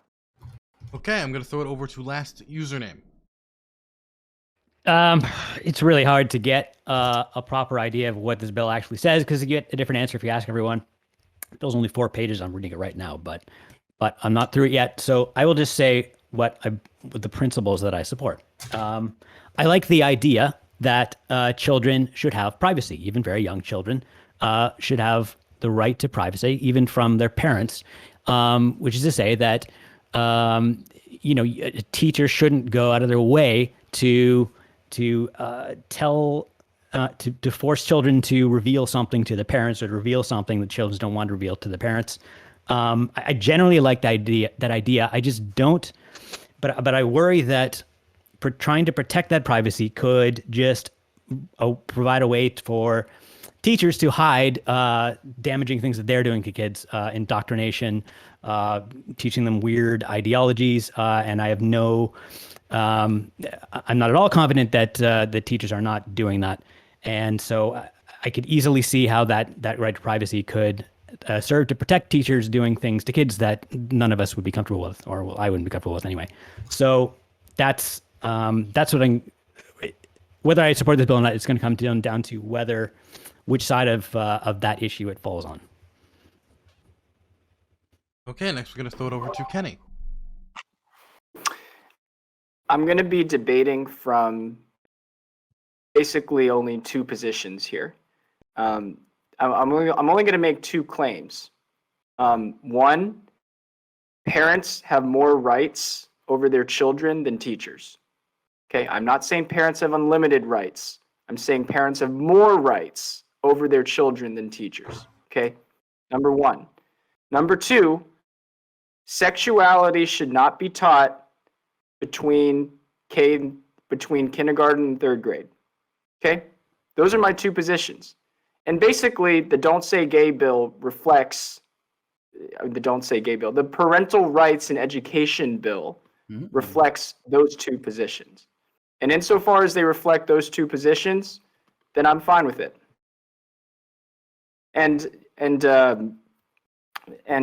basically, look, it is my belief that you should not teach, and I think a lot of people's beliefs, you should not teach anything about a person's sex or sexuality between the ages of 5 and 8 years old. These people don't even know, they haven't even hit puberty yet. You know, they're still exploring themselves. They're still children. You know, you cannot confuse them in that case. And what this Parental Rights and Education bill is doing is it's basically saying, yeah, you know, can't teach, you know, between those age ranges. And furthermore, we need parental consent. So that reflects my first position, basically. If you are going to teach about sexuality, you should have parental consent. So, you know, what we know is that you should not give teachers should not give unsolicited sexual advice to their students. They should not talk about sexuality to their students. And if they get to the age where they should get parental consent. So I'm totally on board this. Okay, next I'm going to throw it over to Jangles. So we're going to talk about the text of the bill in the open discussion a lot, but in my opening statement, I'll really want to emphasize how concerning it is that this bill is being openly lied about by the people who are proponents of it, openly and brazenly lying about it. Like the reason this bill is being introduced is because some people think that any discussion of LGBT issues is inherently grooming children. His press secretary said that, like, this is the anti-grooming bill. That's a lie. It's not about sex education. In fact, there was a proposed amendment to make the bill about sex education, talking about sexual activity, and Republicans shot it down. No, they want to ban sexual orientation and gender identity discussions. I need to ask, I am a gay man who is going to adopt children, all right? If I bring my kindergartner to school on his or her or their first day of class, and some students have a question like, wait, why does this kid have two dads? Am I introducing sexuality into the classroom? Have I, as a lot of conservatives that I've talked to, am I at risk of grooming my kid because he is aware that two men can have a child and two women can have a child? Is that indoctrination? Is that grooming?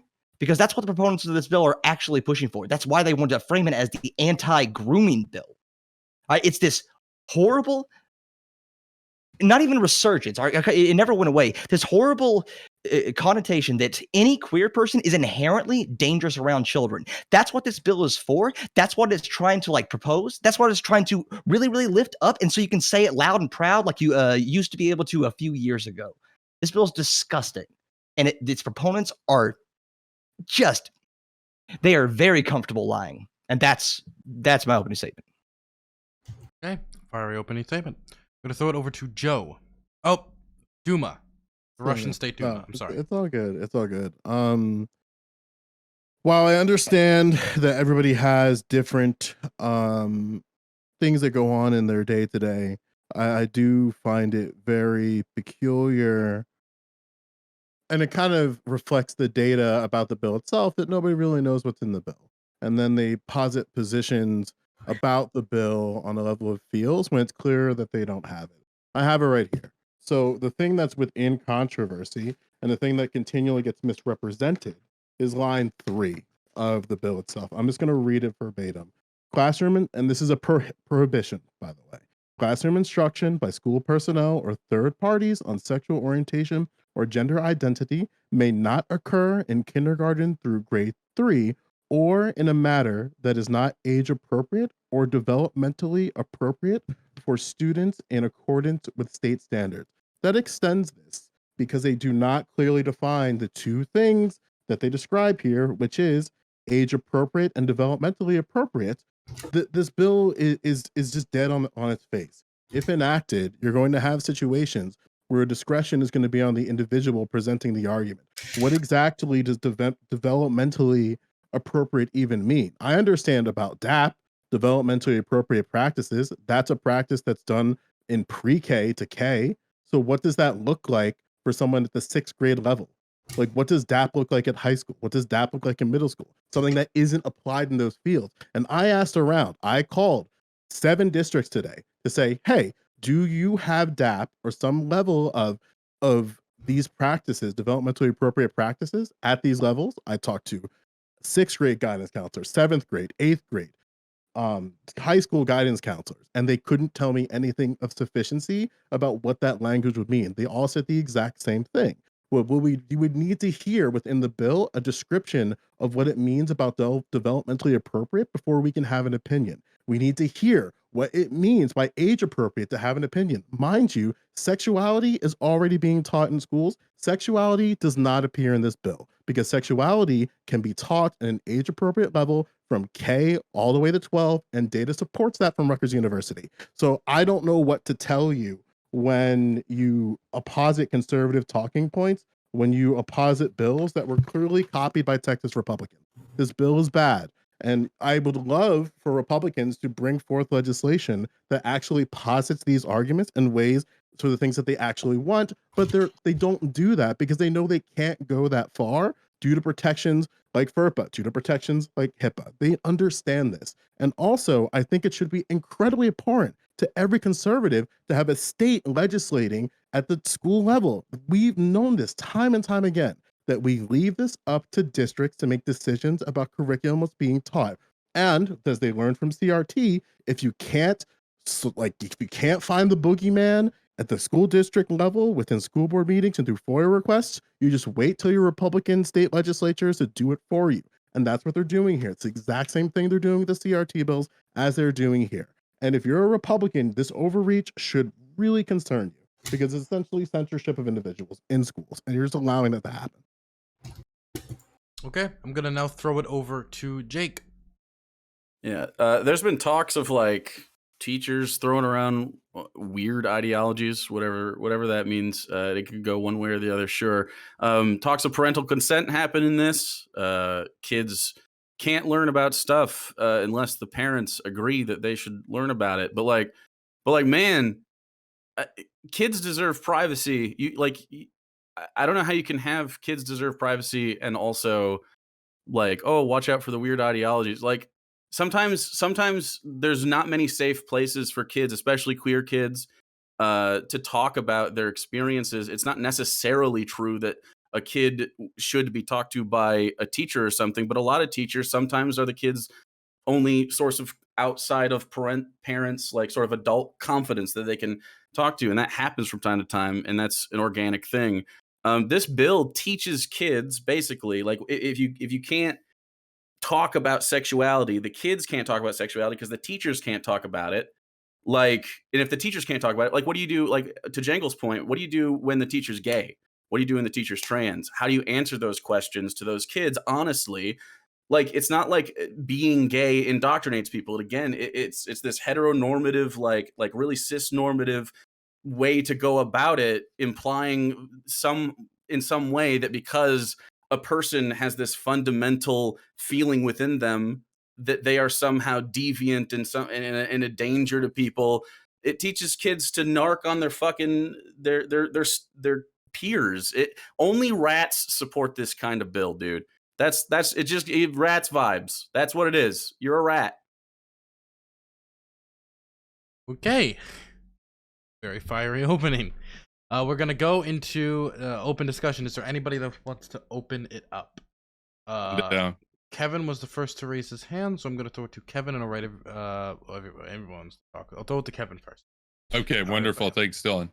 So I just got a couple points to open with. I don't normally do this, but I saw an excellent comment in the chat. There was a guy in the chat, Bronstud, who said, so are we going to finally ban all celebrations of Valentine's Day at school and lock up any adult? Well, it wouldn't be locking up, it'd be suing, that which they'd be liable to under this bill. Any adult forcing children to participate or discussing it for being a pedophile, which I think is a great point, because understand something, in all of this, there's this implicit assumption that straight coded relationships are just normal. They're not even sexual if they're like 6 years old or 5 years old or whatever.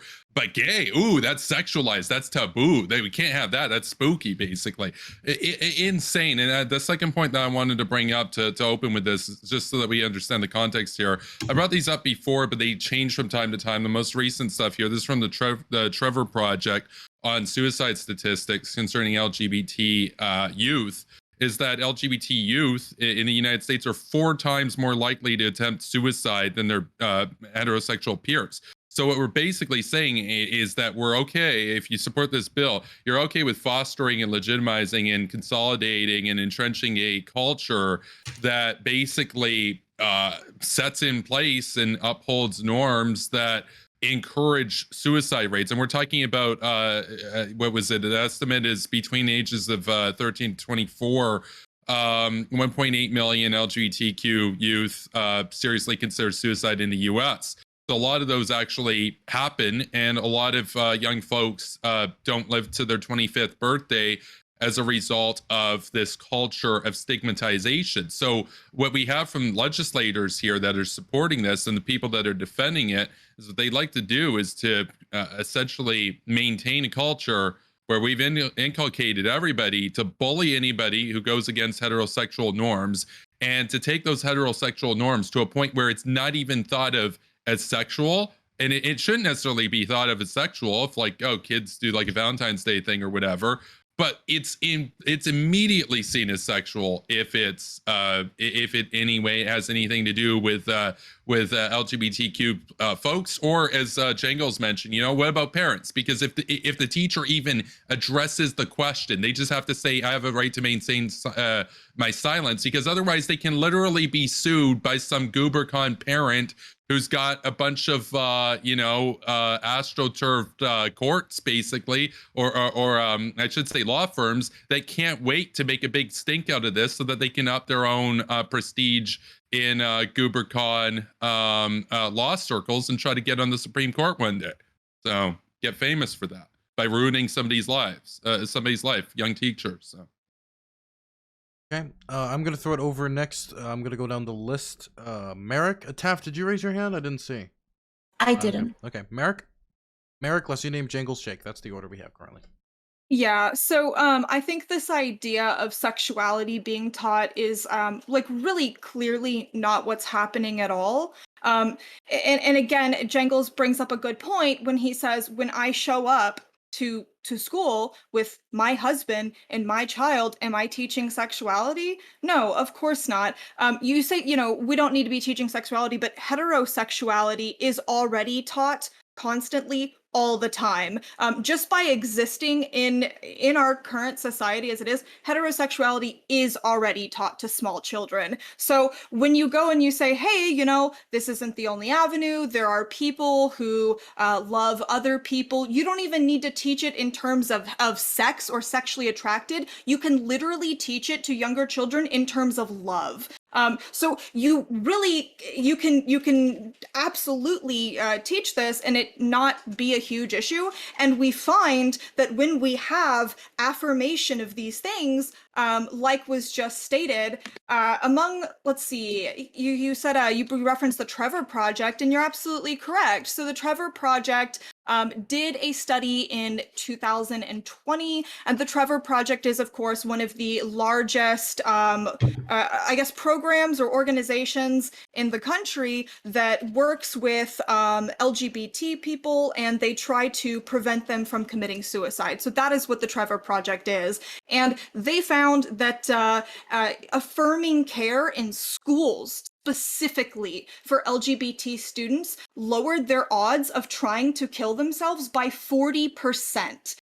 So when you take that away, you're saying, whether you realize it or not, you're saying that you are okay with LGBTQ students attempting to commit suicide 40% more than they do if we were to actually say, hey, it is okay to talk about these things. Affirming care mean here? Affirming care means like positivity surrounding these subjects, saying that these things are okay, that it's not wrong to be trans, that it's not wrong to be gay, that these things exist and that they are acceptable.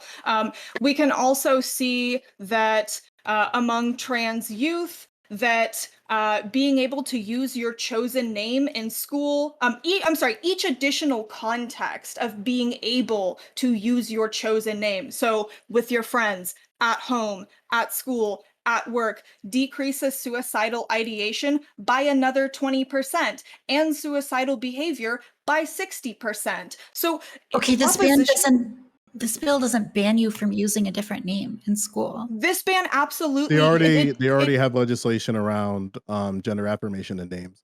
You can't have, like, in the state in Florida, if I remember correctly, teachers don't have to use names that are against the individual's academic record. Okay, but we're talking about this bill, and this bill doesn't. Right, ban. but these are stacking. These are compounding. These are compounding variables, practices, policies, and procedures. Right. Right. But it's just not a relevant fact. It absolutely is, because the point of this bill is to not talk about wait. Okay, you all said it at the same time. The bill also allows students to talk about these things. The only thing that's not true. No, it's not true. Stop. Read the bill. It says classroom instruction. Wait. By school personnel.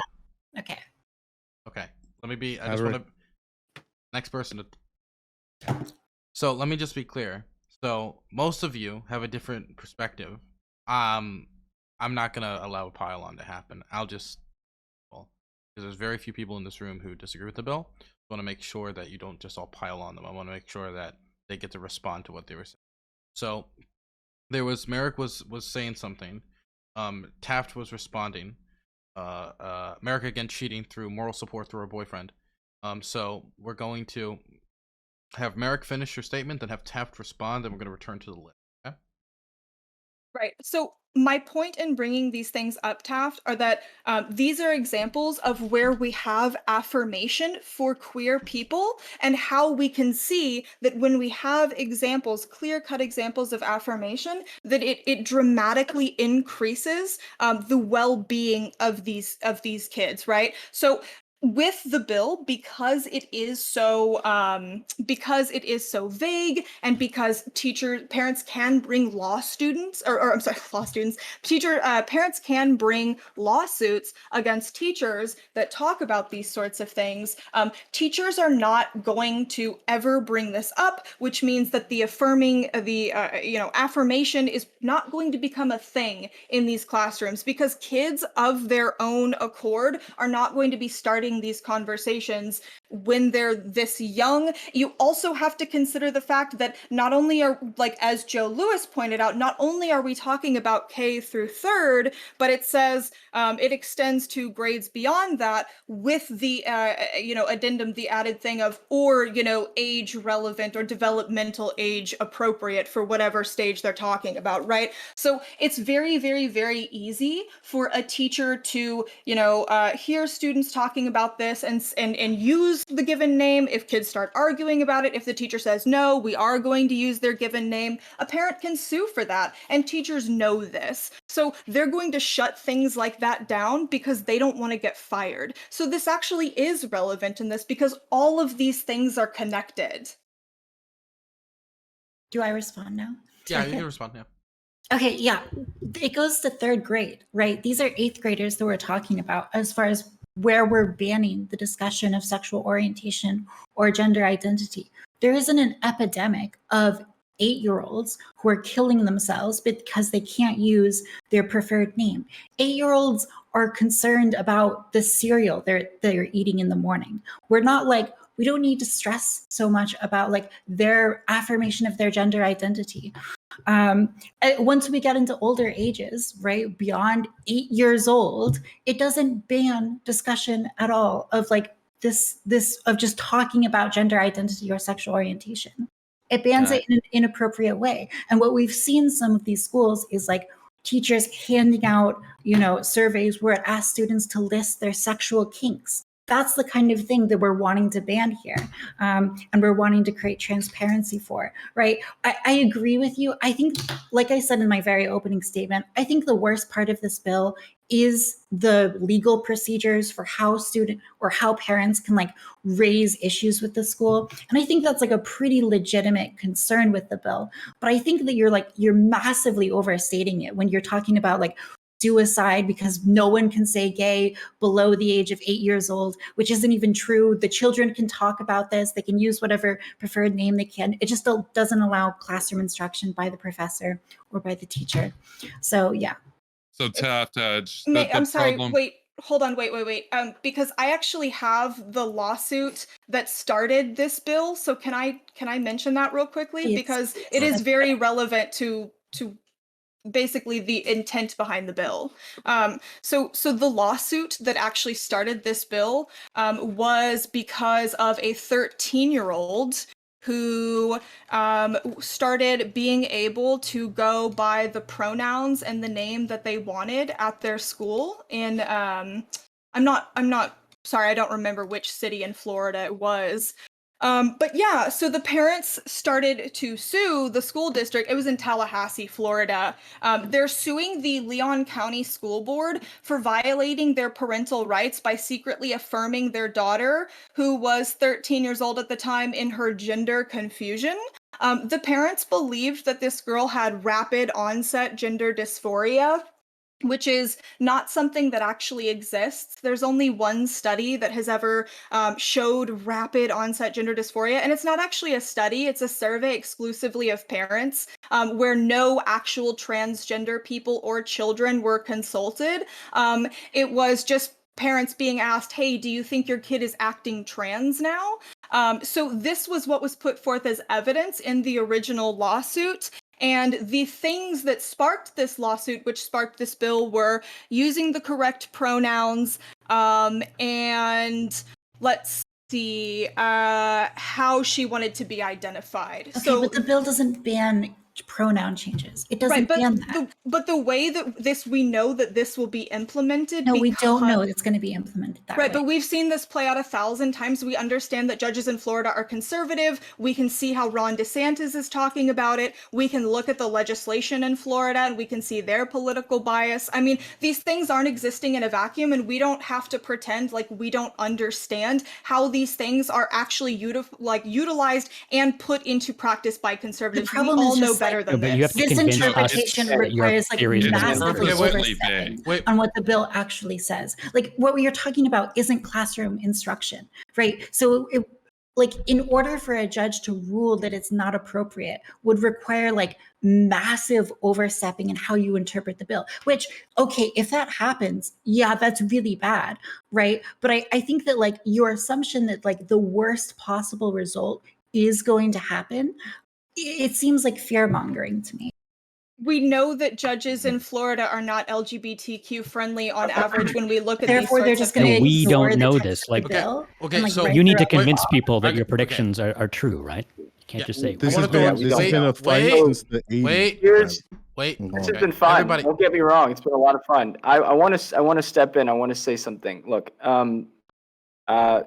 first of all, teaching about marriage is not teaching about sex. Okay.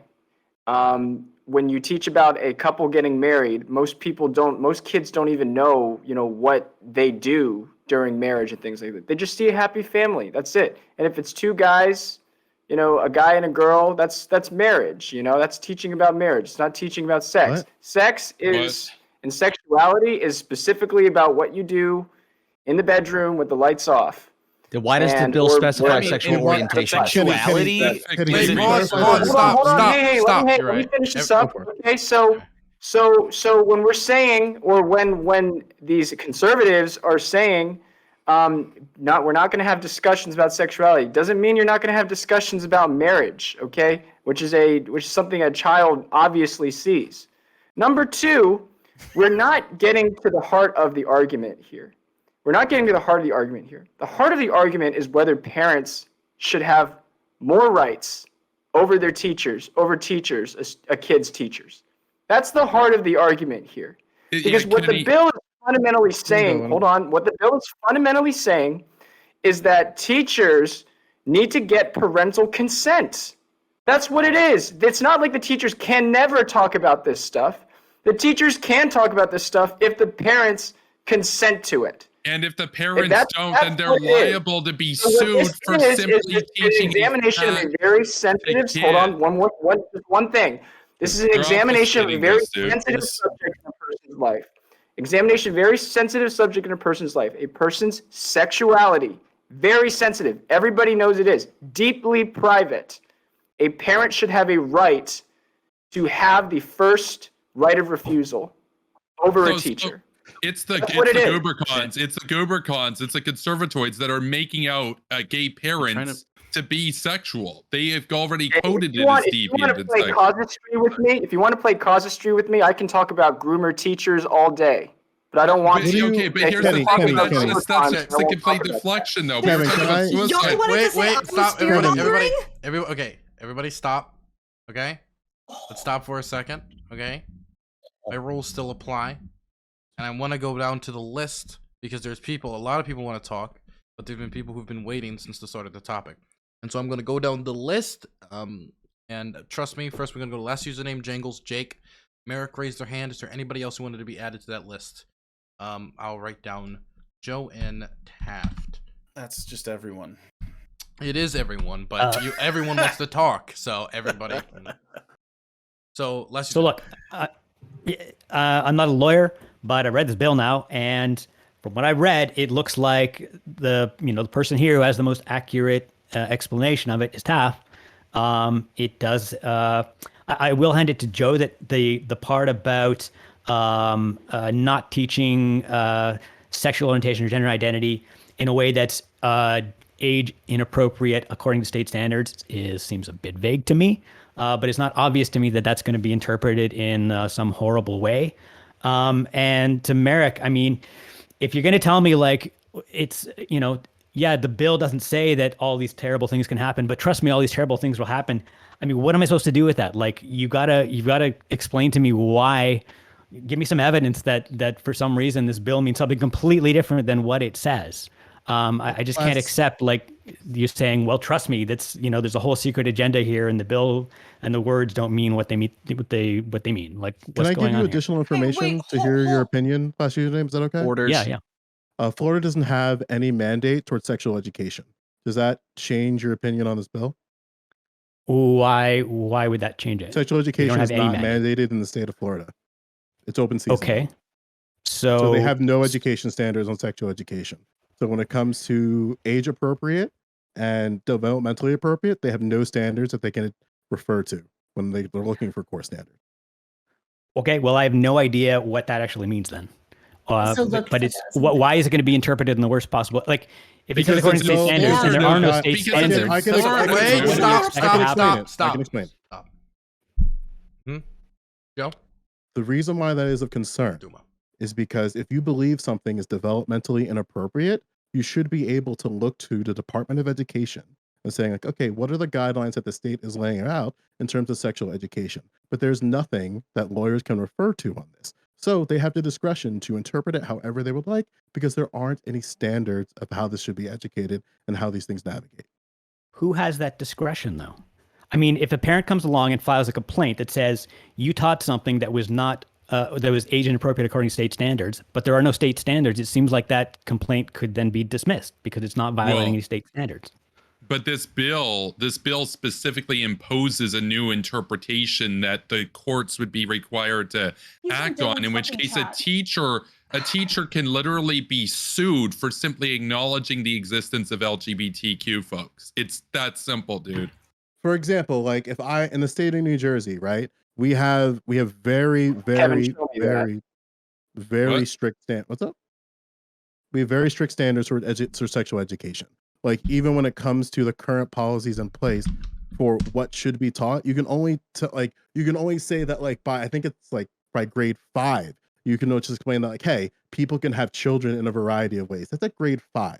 So you're not getting this education of like people fucking to make kids at grades K through 4. It's not happening in the state of New Jersey. So when you have standards about how these things are taught in an age appropriate manner, then that allows for lawyers and other individuals to navigate. However, I don't think you would even, you might not agree with this, because if you have it to the discretion of a judge to determine what's age appropriate or not, their ideological leaning is definitely going to influence this if there's nothing to refer to.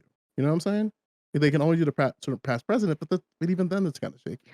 I mean, I assume judges would tend to lean, if there's no law saying that you can't do something, then they tend to lean towards letting you do it, right? Not in Florida, not conservatives. Not in that's liberals, dude. You're just saying, well, trust me, the judges are not going to do what judges are supposed to do. Well, I mean, what am I supposed to do with that? Have you seen Coney Barrett? Have you seen Kavanaugh? Have you seen any of the guys down in Florida, dude? Like, okay, so I'm gonna look. If you want to have a debate that judges are corrupt or something, then we can. No, have it's that not debate. corruption. But it's that they're ideological. It's just that. It's just. I don't see a problem with the bill. That's usually. I think you would support. I think you support what I want here, where it's like I'm totally fine Sure. with Standards, standards are good. I like standards. It should all be explicit. You're right. Yeah, if you're gonna say something's developmentally inappropriate, what is that? That should be defined. Yeah, for sure. That should be defined. Like I said, I think you're right that that's too vague. DeSantis signed this. Yeah, this bill doesn't define it, dude. So you should be against this bill. Okay, so we need to. Well, I'm against that part. I agree. It's like the strongest argument against the bill, for sure. We need to keep going. There's so many people on the list, and we only have so much more time left on this topic before we have to get to the last topic of the night. So next is going to be Jingles. It's Jingles, Jake, Merrick, Joe, then Taft in that order, and then we're probably going to start thinking about wrapping up the next topic. So I'm glad Kenny does recognize the difference between like sexuality and marriage, but I want an honest answer. All right, I wanted to give you 2 sentences. All right, John and his wife went on vacation. John and his husband went on vacation. Which one of those do you think a lot of people are going to say introduces sexuality? There's a correct answer. There's a correct answer. John and his husband. And an honest one. Yeah. Just say, so even if you don't believe it, you can just say the truth. You know? Like even if you personally don't believe it. Yeah. Do you think I'm not going to assume what people are going to say about that. Okay, I think I think a reasonable prudent person would assume that more people are going to assume that the second one is introducing sexuality. And so with the language of this bill, it doesn't have to have like the most catastrophic consequences. To me, neither of them says that. I just want you guys to know. That's great. I'm glad that you think that neither one of them introduces sexuality. I'm glad that you think that genuinely. I'm not being facetious. But a lot of parents who want to decide when they talk to their children about this, when they get to decide when their children like learn about gay people, are going to see the second one as introducing sexual orientation into the classroom. And it doesn't have to be catastrophic in its consequences. It's just the notion that certain topics, certain queer topics are taboo. Kids pick up on that. When this is introduced in that like queer identities and queer topics are more taboo, that's kids do pick up on that. It can feel like this, like, wait, am I different? Or wait, are gay people different? It's not just for queer kids that we're doing this bill. It's also for like everyone. Like we want everyone to like be queer positive and not be super homophobic and not be super transphobic. And this is like they're picking up on that too. Like, oh, I can't talk about the teachers don't want us talking about gay or trans kids. Or gay or trans people. That must mean there's something wrong and weird with them. So it doesn't have to cause like direct antagonism. The reinforcing of those queer identities being taboo is enough. And the fact, and it also like you don't, even if something is thrown out, Like, if a parent brings up a complaint and it's thrown out and there's no consequences, no legal consequences for the teachers that bring that stuff up, that's still not nothing, right? Why would a teacher like volunteer? Like, there's a children's book out there, like Heather Has Two Mommies, very, very age appropriate. Talks about love and talks about like accepting and inclusion and stuff like that. Really, really age appropriate. And yet, a lot of people are going to object to that. And even if a parent complains and nothing comes of it, why would a teacher go through that? Have you talked to teachers? They hate parents, justifiably. Parents are horrible, almost as horrible as children. But why would they even bother bringing it up? This is going to have a really, really stifling effect on free speech because teachers, ironically, are afraid of the mob coming after them if they toe the line on what is and is not appropriate for kids. Okay, one, teachers have limited rights on free speech. For example, they can't share their religion with other people. That's not true. So That's not true. What? Well, they can't. What? I taught. Wait, stop. You Okay, can get let's- sued as a teacher if you share your religion with other people. That's also That's not just true. true. It's You not look it true. up.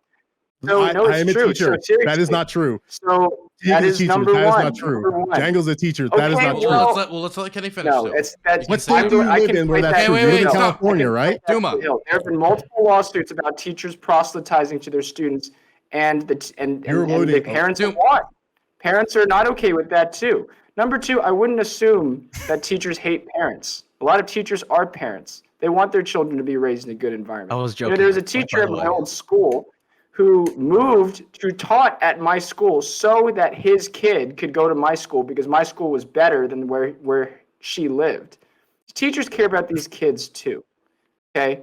And I don't think a teacher would want to teach, sensitive subjects about sexuality between kindergarten and third grade. Why would is you? it sensitive? That's not comfortable to the teacher to really teach those kinds of things. It's The their core of job in my 30 states. assertion This here. is The core of my assertion there is like, why is it sensitive to bring up the book Heather Has Two Mommies? Why is that sensitive? Why should that be sensitive? Why is my family a sensitive topic for other parents? What are you talking? Are you referencing a real incident? Heather has two mommies. Heather a real Has Two book? Mommies is a 1989 book about a kid who has two moms, introducing the concept that there are different kinds of families Okay. out there. It's meant Well, for now children. we're just debating books, and I don't want to debate books. No, I no, wanna just debate admit, the just law. admit What? it's Wait, because wait, just wait, admit wait, it's one because you second. think Wait, they're wait, degenerate. wait, Just admit wait, it's wait, because you think they're hey, degenerate. Who is it? One at a time. Let me finish. A teacher who is responsible for teaching math and science, who got his degree in reading, who got his degree in English, who got his degree in math, is not qualified to teach about sex. They just aren't. I'm Why sorry. are you bringing up sex now? I do not want a what? teacher Why are you who bringing got up his sex degree now? in math to be teaching or to be explaining things about sexuality to my K through third grade child. End of story. Okay, we're gonna go It's next. just that- Do you want to respond to that quickly, Kevin? But we got to go. yeah, down the well, I list. just want to say, like, you'll see this from conservatives across the board, social conservatives, when actually pressed on it to basically admit why they find it sensitive or whatever. Like, let's just be real. It's because they have a different standard of legitimacy and humanization for straight couples Facts. and everybody else. In other words, goobercons think, ooh, icky, that's degenerate. Just be honest is my point. Just be honest about it. No. If you're encountering those goobercons, they don't represent me, and they're probably no. I stated my But position very you're clearly. carrying water for I them, do not Kenny. want you to Whether they're you conflate or my not, it position. doesn't matter. You're carrying water for them. I'm just telling you that. In your obfuscation of the actual material here that we're discussing. So I've never gone the bill doesn't ad actually hominem on say you. anything about. wait. Not in this entire debate, and I don't want you to do it on me. Okay, so we're gonna go back to the list. We have What on you? We have 4 names left on the list. It's Jake. This is the next one. Then it's Merrick, Joe, then Taft. Then we have to go to the last topic because it is getting late. Okay. Last username. I see you raising your hand. Can you wait till ending statements or no? Okay. Can't wait, Dylan. Okay. Kenny's position seems to be on the assumption that like parents are good at parenting.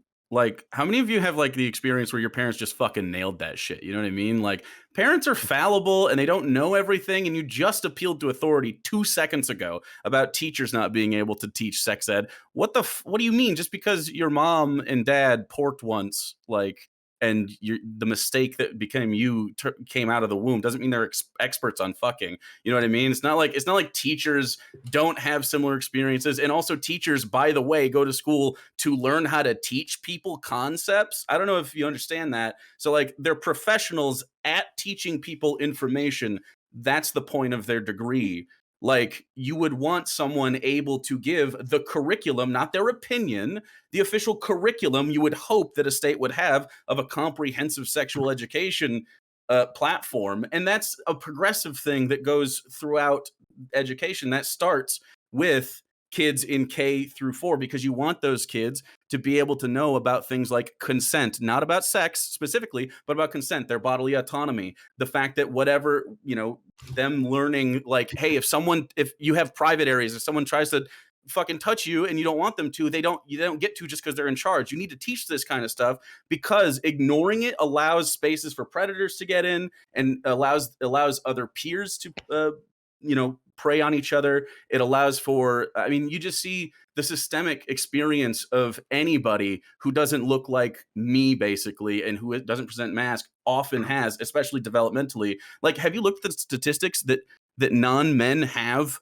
like, when it comes to like sexual assault and things like that? There's a reason that happens, because we're not educated. There's a lot of ignorance, and that leads to a lot of people doing a lot of bad things to each other systemically as a country, irrespective of your political belief. You should want a country that has an informed populace on the important topics that make up our social fabric. And I don't think it's weird to say sex, sexuality, gender, those are all very important things to that. And especially if you want someone like the family unit to keep going.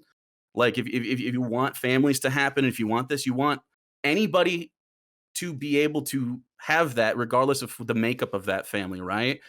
That at least from an economic perspective, that's like what the Republicans bang the hammer about, right? So you're bang the drum about, you'd want that. So this all feeds into that, but you guys you cut yourself off the knees because you're not capable of like understanding these very simple concepts about like people are just people, and like I don't know. Yeah, I see your hand. You're like, go ahead. Name one state-sponsored sex ed curriculum that teaches children between K through 3. What do you mean by sex ed? Because I don't think that they do a good job in any state relative to my standards. Yeah, relative to your standards. There's no state-sponsored curriculum in the entire United States that teaches K through 3. That's not necessarily true, because it doesn't have to be branded. That's not true. It's not true. It doesn't have to be. You're misrepresenting. You don't have the information to support. That's not what I'm gonna help you. You're thinking sex ed. Hold on, Kenny. I'll save it for my time. You have a misconception about what sexual education is. You think sexual education is diagrams of dicks and explaining how they go in and cause people to be pregnant, and then they talk about STDs or something. That is not what sexual education is. Sexual education is a comprehensive education pathway that can start as early as K, but they're not talking about the explicit stuff that you talk about with someone that's gone through puberty or that's post-puberty or anything like that. You talk about things, again, like consent, bodily autonomy, sexual health, how to be like a clean person. Sexual health? Yes, sexual health. And I don't mean sexual health. Again, I don't like their physical body. You don't mean sexual health. You don't understand what that term means when you use it. Yeah. You're just saying when I say sexual health, you heard how to have sex healthily. You know what I mean? That's not what that means. Comprehensive. That's not what I'm saying. Keyword, Kenny. Comprehensive. If you want to, if you want to, I mean, the real definition of this is like in like how it's used is anything that has to do with their sexual functions, because I mean, kids do have genitals, that kind of stuff. Like, hey, you need to be clean. Don't let anyone touch you that's not supposed to. Stuff like that. Like it's just very simple stuff. You'd never really talk about sexual things until you're approaching puberty age. In that, like anything that would fuck with your sensibilities. The only thing that seems to be about this bill seems to be about the interaction of what they assume is the norm with straight kids interacting with queer folk. Like what do trans teachers do, dude? They just don't explain to their kids when someone goes, hey, like a mid-transition teacher, like they're just supposed to just not exist, dude, because they have to be able to talk about this stuff. Sexual education about having people not touch you. That's just decency. Like you learn. That's not just decency. It needs to be taught because clearly it happens in society, dog. Yeah, then you teach like what? Decency. Oh, why are we talking about No, sex ed in the first decency. place? I would not put that in a sexual ed curriculum. That's not what that is. That literally is. Anyway. No, yeah. but It's that's like the that's core of because you the- don't the understand what conversation. Yeah. comprehensive means. Kenny, Jesus you know? Christ. Okay, Well, we don't even have to be talking about wait. this. Okay, stop. We're derailing. We need to wrap up the topic. So I want to go through the last three people, which is Merrick, Joe, then Taft. Then we're going to do very short ending statements because want to get to CRT. One of the fellows here wrote a book about it, for God's sakes. Okay, Merrick. Yeah, I mean, I guess when I raised my hand earlier, I was just sort of it felt very strange that all of a sudden it was being talked about as though I was like catastrophizing the situation and saying this bill is going to make all of the trans kids die or something, which is like not even remotely close to what I was saying. So I thought that that was a little weird that I was spoken to like I said that when I like very clearly didn't. What I did say to you was that when we have instances of affirming care, that it decreases suicidal ideation and suicide attempts by certain percentages. And the thing is, I'm not just pulling this out of nowhere. We have a ton of studies that show this. So I'm not saying, oh, if this bill goes into place, all of the trans kids are going to kill themselves. I'm pretty sure I didn't even make it seem like I was saying that. So I really don't appreciate the acting like this bill won't cause any harm when we know that if there is no affirming care, things like suicidal ideation do go up. This is a fact. It's not my opinion. And you can act like I'm fear-mongering, but there are multiple studies that show this. So I think it's really disrespectful to call the actual facts that we have data for fear-mongering. That's really all I wanted to say. I obviously missed a lot of the conversation. I do apologize about that, but I think that's what I raised my hand for a long time ago. Okay. Next, it's over to Joe. In the state of California, I think that's where you're from, Kenny. Sexual health education is described as, I'm quoting here directly from a government website. I can send you the link if you like. Education regarding human development and sexuality, including education on pregnancy, contraception, and sexually transmitted infections. HIV prevention education is defined as instruction of the nature of human immunodeficiency virus, HIV and AIDS, methods of transmission strategies, and reduce the risk of HIV infection and social and public health issues with HIV and AIDS. In the state of California, they are obligated from grades 7 through 12 to have a comprehensive sexual health education. This is not happening in the grades that you are afraid of. Additionally, in the state of New Jersey, there's a comprehensive state mandates of what you can teach regarding social and sexual health. And you want to know the things that you're going to learn by the grade 2? Conflicts between people occur, and there are effective ways to resolve them. Communication is the basis of strengthening relationships and resolving conflict between people. People have relationships with others in the local community and beyond. Families shape the way we think about our bodies or health and our behavior. Every individual has unique skills, qualities, which can include the activities they enjoy, such as how they may dress, their mannerisms, and things they like to do. Additionally, on top of that, in the state of California, they're explicitly clear about LGBTQ plus exclusivity. So much so that they have a separate piece of paper, a separate document, all 4 pages, about how to navigate in terms of opting out of particular education, sexual health education, that you deem inappropriate. But it's explicitly clear how these guidelines work. Within the state of California, that does not exist. Now, even to your points that you argued earlier, which were explicitly, parents have more rights over children than teachers, that already exists in an overwhelming majority of states. I would implore you to show me one state where teachers have more authority than parents, and also sexuality should not be taught in K through 3. That already happens, and the bill doesn't encompass that. And then you said, if it reflects those 2 problems, I'm fine with it. You, sir, are not fine with the bill, and you've just been arguing for the sake of arguing, which is totally fine. But you gotta recognize that these points that you have been presenting and have to some level of proximity, and even to last username to a level of proximity, that these are things that opposition groups have acknowledged to be issues, have presented evidence to be issues, have challenged in the courts to be issues, challenged at the school district level to be issues, and this is just political LARPing to try to look optically good on the internet. Like, if you want to do that, that's fine, and you're more than welcome to do that. But don't just say things that are demonstrably not true and then smile like you think you're going to concoct some gotcha in your closing. I want to give Kenny an opportunity to respond to that if he wants. Well, if I wanted better optics, I wouldn't have come on this show.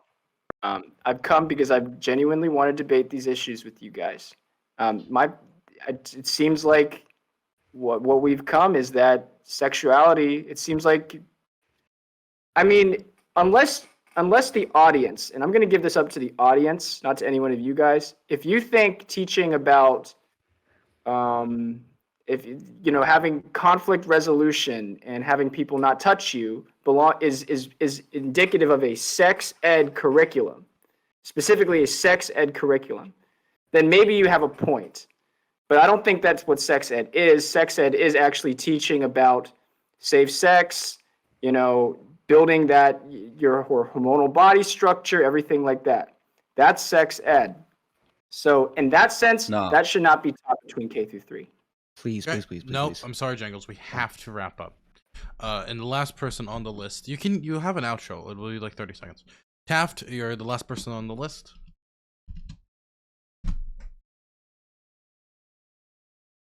Taft, this point is so good. I just wish I could hear it. Okay, yeah, my point's incredible. Get this. I have a wonderful, wonderful girlfriend, and someday I'm going to marry her and get a ranch in Oklahoma, and we're going to have 12 children. And I think it's my responsibility to navigate difficult and controversial subjects with those children. I don't think that it's right for me to delegate all of that responsibility to the state. And I think it's really the responsibility of raise their children and to teach them things like consent. I think that's important, and I think that's part of sexual education. So I sort of think that, like, if you are a parent who's really concerned with making sure that these basic topics are taught to your children, you should be able to teach those things, and you can. So I think a lot of, like, some of the liberal fear mongering about this is a little bit overblown, because ultimately, like, you can still teach your children these things. And the bill doesn't ban, like, any discussion of this in school. It bans very specifically discussion up to 8th or up to 3rd grade, which is about 8 years old. And it's banning it from teachers down. So students can still discuss it. You can still have, you know, these talks in the classroom, but, you know, it's not the teachers who are doing it. I think there are problems with this bill. They've been laid out pretty well, but I also think the bill is probably being overstated as far as how dangerous it is. Okay, now I'm going to throw it to the outro segment. Try to keep it as short as possible, like literally 30 seconds. I do want to get to the last topic. I'm tired. Everyone else is tired. Or maybe it's just me, who knows. Thank you all for making it a very easy night and making my job so simple. I'm going to throw it first to Merrick. Messing on the phone. Sorry, I was sending messages to your mods because I didn't want to flash it on my screen. I apologize. Yeah, so I guess my outro for this is, you know, I don't think that understanding the statistics around the suicidal ideation and the alienation that trans kids go through is fear-mongering. I actually think it's really important for us to understand why it's good that we have affirming care for queer people. I think that it's pretty obvious that when we have a very vague bill in a state where we have lots of conservative judges, we have lots of conservative parents, a state with a horrible track record on LGBTQ plus rights, a state where they did a survey of LGBTQ students, and a lot of them said that they felt very unsafe. Where we have a governor who says this can't be talked about. I think it is, like, it's pretty bad when we have a vague bill that gets at parents can sue if this stuff is discussed in the classrooms. I think that we should be explaining to our kids that gay people exist, that trans people exist, that these things are okay.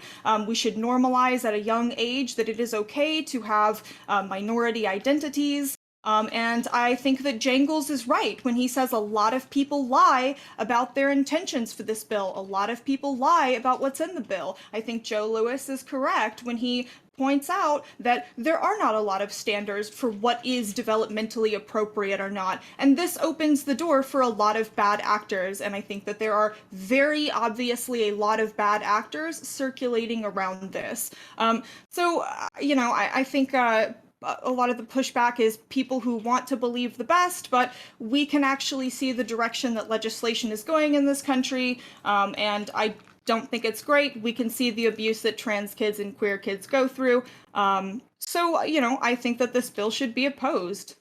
That's my ending statement. Okay, I'm going to throw it now over to Kevin Castley. Thanks, Dylan. So very quickly here. So basically, it was brought up, liberal fear-mongering, all of this sort of stuff. Very ironic considering the fact that the fear-mongering is mostly done by, as I say, goobercons with respect to the mere existence of people that aren't straight. So anybody LGBTQ, and additionally, anybody that just doesn't conform to the set and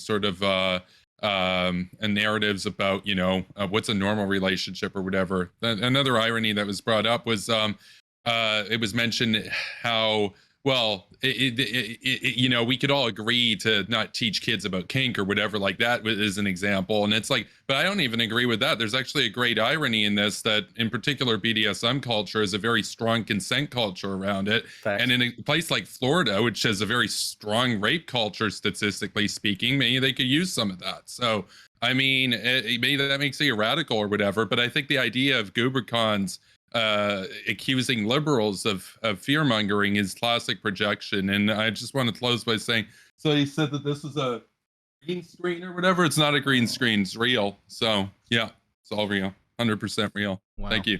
Got the books. He's got the little I've got books. Got the little Empire State Building. Everything. My bookshelf is real too. Yeah, I got the Ukrainian flag colors. Slava Ukraini. Let's Slava go. Ukraini. Glory to the heroes. Throwing it over to Taft. Go.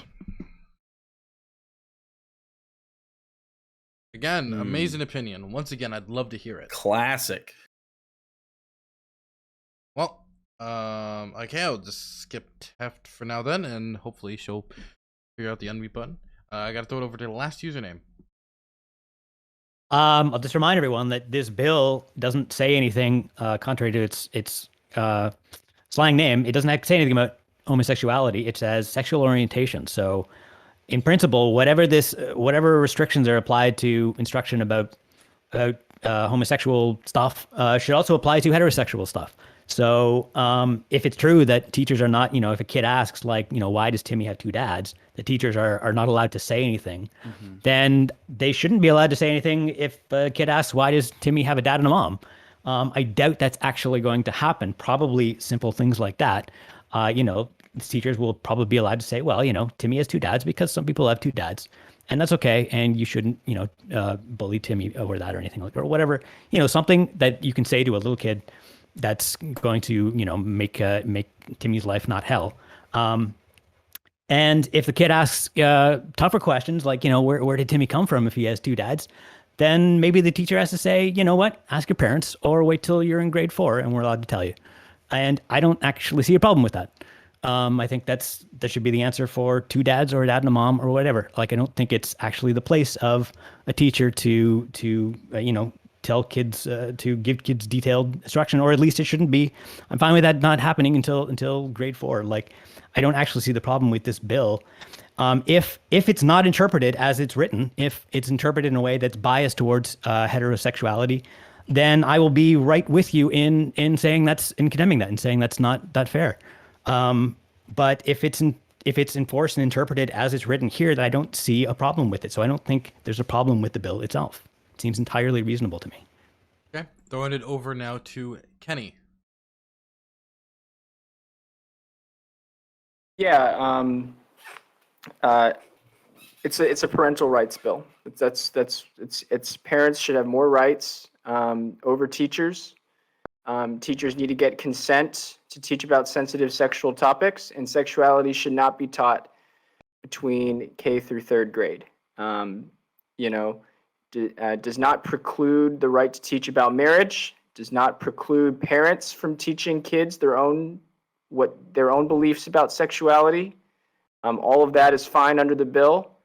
But as far as allowing, as far as, making sure that that these rights for parents are, enumerated and everything like that, and making sure that sexual education is restricted to a more developmentally appropriate stage, I think it does its job. Okay, I'm gonna throw it over to Jangles. So Kenny, I'm sorry, I'm going to pick on you. I know it's really, really tough being like the biggest dissenting voice, but I am going to pick on you a little bit here. So he did what all conservatives, proponents of this bill does. It says sexual education. The bill doesn't talk about sexual education. We've made it about sexual education, but last username said, "Oh, it doesn't say homosexuality," even though, come on, y'all, we know better. It also doesn't say sexual education. Control F it, go to the bill. It doesn't talk about sexual education. The actual line is classroom instruction by school personnel or third parties on sexual orientation or gender identity may not occur in kindergarten through grade 3. That doesn't talk about sexual education. In fact, Democrats tried to get it. They tried to change that to sexual education. They tried to change it to the exact thing you wanted, and Republicans shot it down because it wasn't about sexual education. It was about conflating sexual orientation, which means gay people, and gender identity, which means trans people, with sexual activity and with grooming. You can see that in how the actual press secretary and proponents frame it as the anti-grooming bill. This has nothing to do with sexual education. It has to do with demonizing gay and trans people. And I think you know that. And I think anyone who says like, "Oh, it doesn't say gay," come on, like, do better than that. Yeah, that's it. Okay, I'm gonna throw it over to Joe Lewis. Duma. Thank you. Hey, Duma. The bill on its face should be repealed. The state legislature in Florida is clearly made of children who don't know how to create bills for the things that they want.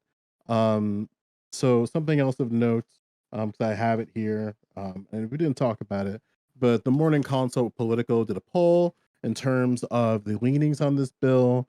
And on the face of the printout, and you can go see it on the Political Consult site, it's like, oh, half of voters back limits on teaching of LGBTQ issues in schools. But that doesn't necessarily tell the case, because 68% of Republicans said they support limiting issues of sexual orientation and gender identity after 3rd grade to age-appropriate discussions. From independents, it's 31% in support, and Democrats is of 37% support. Then the banning of teaching of sexual orientation and gender identity in K through 3rd grade, 70% of Republicans, 46% of independents, and 35% of Democrats are in support of that. And then the final line, allowing parents to sue school districts over alleged violations of sexual orientation and gender identity discussions in schools. 55% of Republicans support it, 33% of independents support it, and 32% of Democrats support it.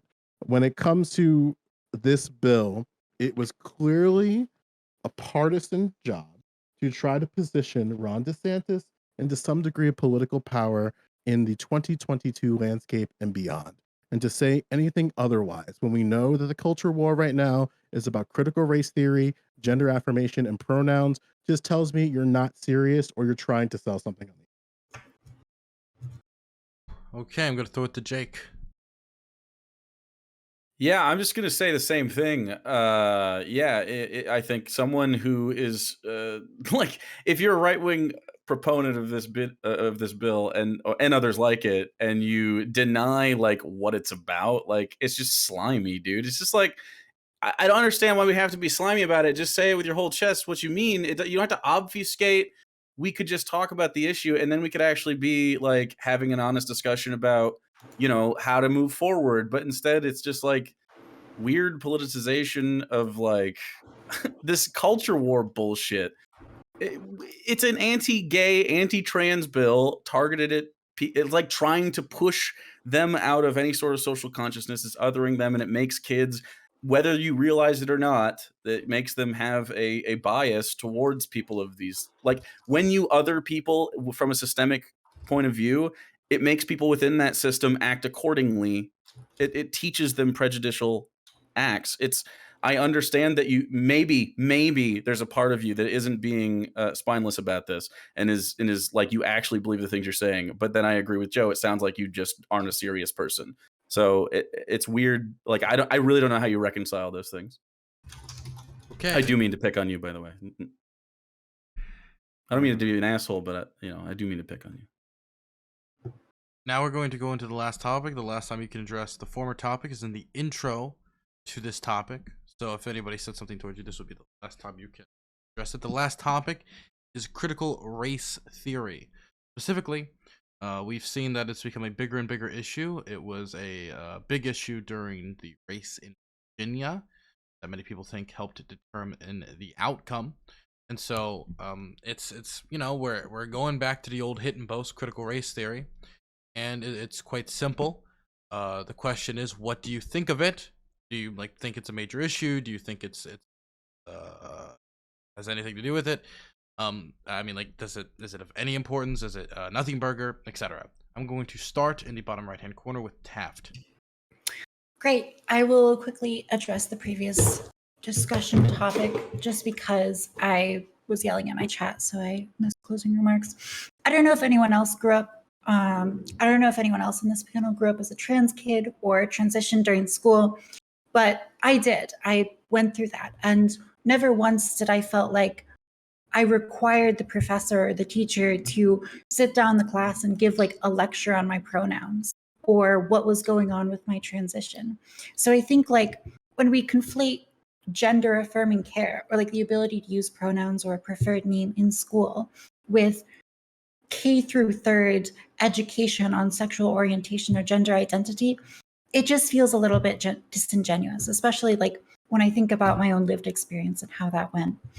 In regards to critical race theory and the remarks Trump said, I came into this discussion preparing a lot, reading a lot of information on what critical race theory was, collecting quotes from critical race theory authors, people in the legal studies who have talked about it.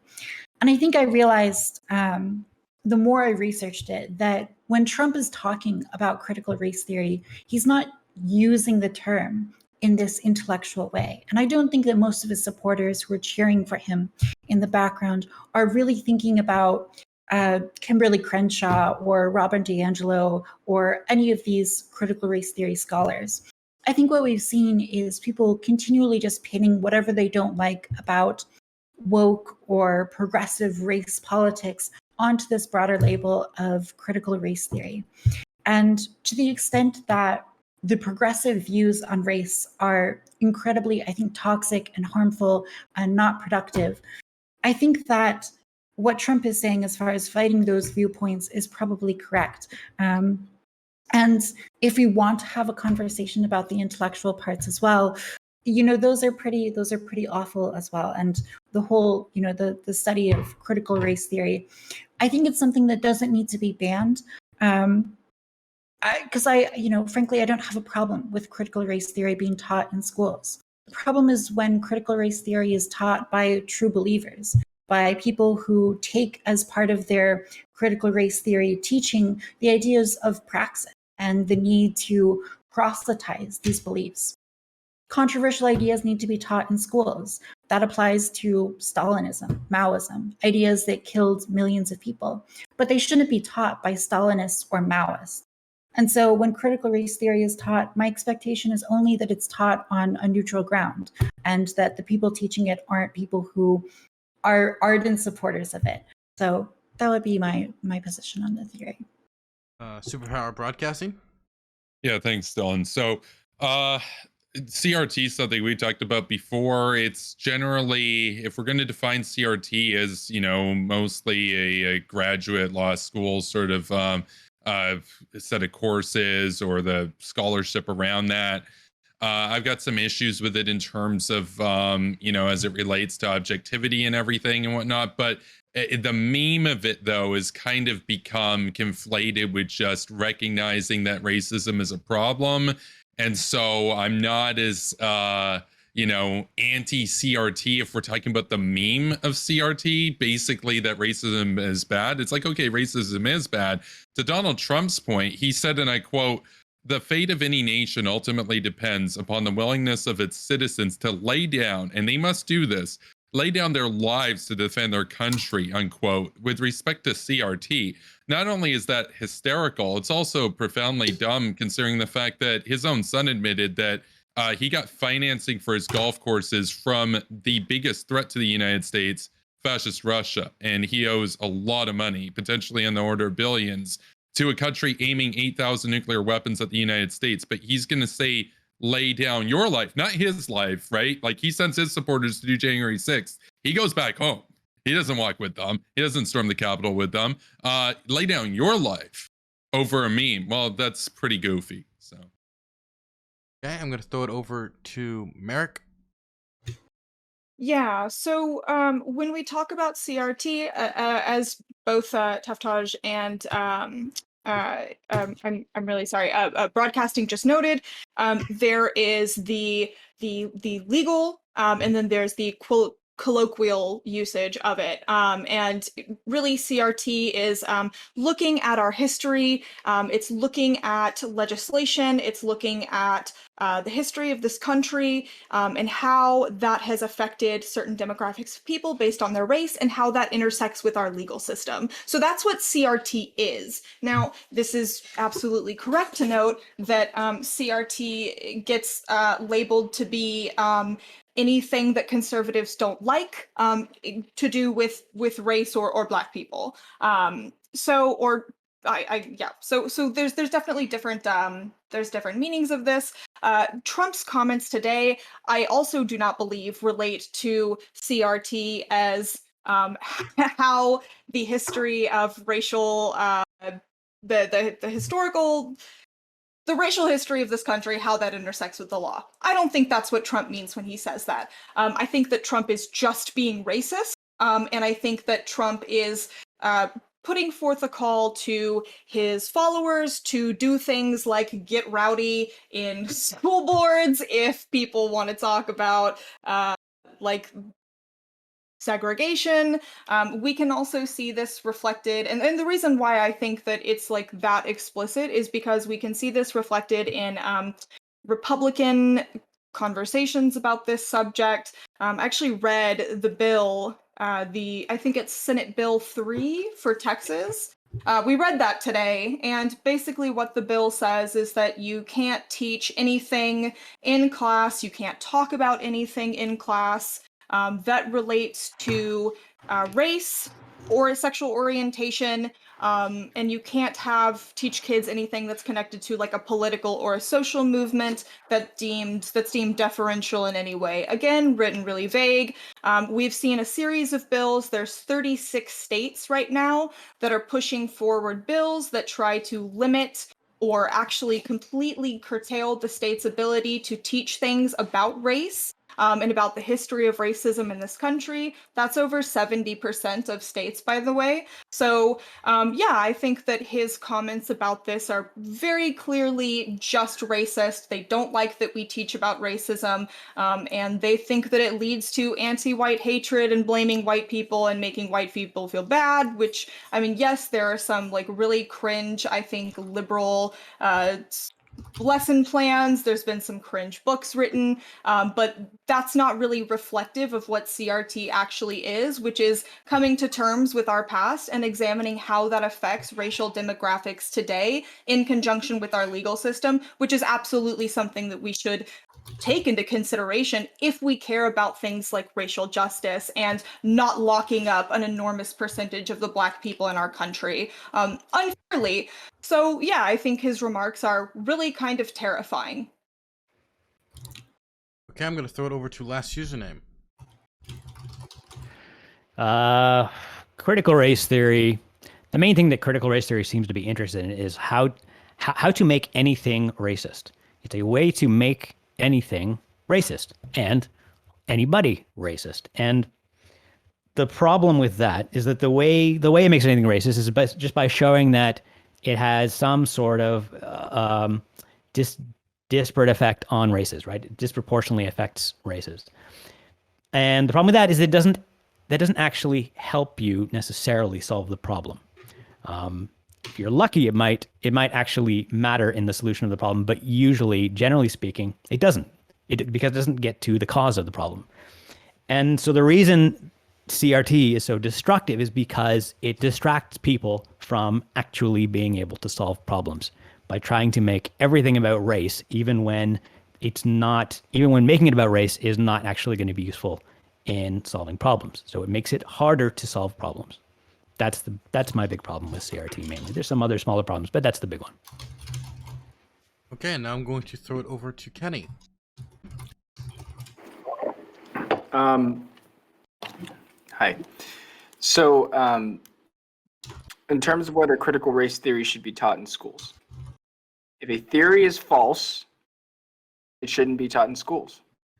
And critical race theory is false, so it shouldn't be taught in schools. That's my position. Here's why it's false. Okay. You say that that the state of affairs in America is racist. Okay. What are you going to do with Asian Americans? Doesn't make any sense. America's a racist country against minorities, yet Asians are the highest earning demographic in this country. Working in that They're also club. the demographic with the highest education, bachelor degree attainment in this country. Look, it's my book, An Inconvenient Minority. I'm here to sell it. That's fine. You can blame me all you want for that, but it's true. It's true. The reality is that America is not a racist country. America is still a country where people who work hard, build useful skills, can actually achieve and climb the rungs of success in this country. And Asian Americans prove it. How do Asian Americans get to the top? Because they study. They study twice as many hours as the average American. They have higher two-parent family structures. They have lower rates of crime, higher rates of discipline. So this is a cultural thing. These are things that anybody of any race can accomplish. In fact, Black Americans who join the military Black Americans do just as well as whites in this country. They actually do in most rates. And what it shows is that cultures of success are real, even within and without races, even between races. So you cannot dichotomize society on the basis of race. It's really bad to do that because there's so much variation, even internally within race, that the success principles in culture are what helps to drive you in this country, not your race. That's what we should be teaching students. That's why I oppose critical race theory. That's why I oppose critical race theory in education. Okay, I'm going to throw it over to Jangles. So we've been talking about critical race theory for, I think, the past 850 years. It feels like there's been roughly 18.5 billion panels on critical race theory. Does it bother anyone else that every critical race theory panel starts out with a bunch of people admitting that critical race theory isn't actually critical race theory? Does that bother anyone else? Like that's the thing that everyone has to say. Like, well, we say critical race theory, but we don't actually mean critical race theory. We mean whatever we want it to mean. Oh, and critical race theory praxis. All right, it doesn't have to be the actual critical race theory. It's critical race theory praxis, which is literally anything that we decide it is. Whiteness, intersectionality, systemic racism, all that stuff's critical race theory because it's the critical race theory praxis. So that bothers me a lot, but the biggest question that I think it kind of proposes is, all right, where does culture come from? Is what I would ask Kenny. Where does it come from? Is it possible that history has influenced the cultures of certain people, and that has something to do, and that the cultures that previously were incredibly racist, that everyone admits are racist, might have lasting effects to today? So if we see groups of people who are not doing as well in society, is it cultural? And is it systemic? Is it outside factors? Is it environmental factors? If it's not any of those things, what is it? Okay, I'm going to throw it over to Duma. Sorry. Try my best. Yeah, one of the things that Kenny would definitely agree with is that the encapsulation of the Asian demographic in the United States is incredibly insufficient. And we understand this even when we look at the successes of Asian Americans. Because how can a group that has the highest percentile of earnings also have the highest wealth inequality gap among all racialized groups? We know that Asians are the highest earners, except for low-income adults. Then they are just in the same line as they are demographically: white, Asian, Hispanic, Black. And then we will also look at the dichotomy of how ethnicity matters in these demographics, where we understand that when we start breaking down Asian ethnicities, we start seeing that, okay, maybe the racial categorization in the United States allows it to be where we might be able to use information to mislead that a racialized group is successful in America as a means to undermine other racialized groups for things that the dominant society deems culturally or socially unacceptable. I'm done having this conversation about critical race theory. We understand what the dog whistles are. We have the FOIA requests, the hundreds of thousands of dollars that conservatives spent on this. I'm done with that conversation. We know what they're targeting. They're targeting social emotional learning and diversity, equity, inclusion. And I'm more than happy to talk about those things and how it manifests itself in society. But we got to stop acting like this is just a perpetuation of the exact same talking points that they did in the 30s to the 50s to the 70s to the 80s and today. There's different analysis of what's going on in society, and there's different scholars and individuals approaching these issues and trying to solve them. There's nothing wrong with that. But to fall for the trap that you could get a full encapsulation and understanding of one incredibly niche subject matter is just a waste of time. So I'm more than happy to talk about like the things that they were trying to target, which was trying to get critical race theory out of schools. But at the same time, you would be arguing against SEL and DEI. And we're more than happy to talk. I'm more than happy to talk about that. We can dissect like what's good for children and how that can be better for children and young adults. But by and large, that's what people are arguing about with CRT. And they admitted it as such.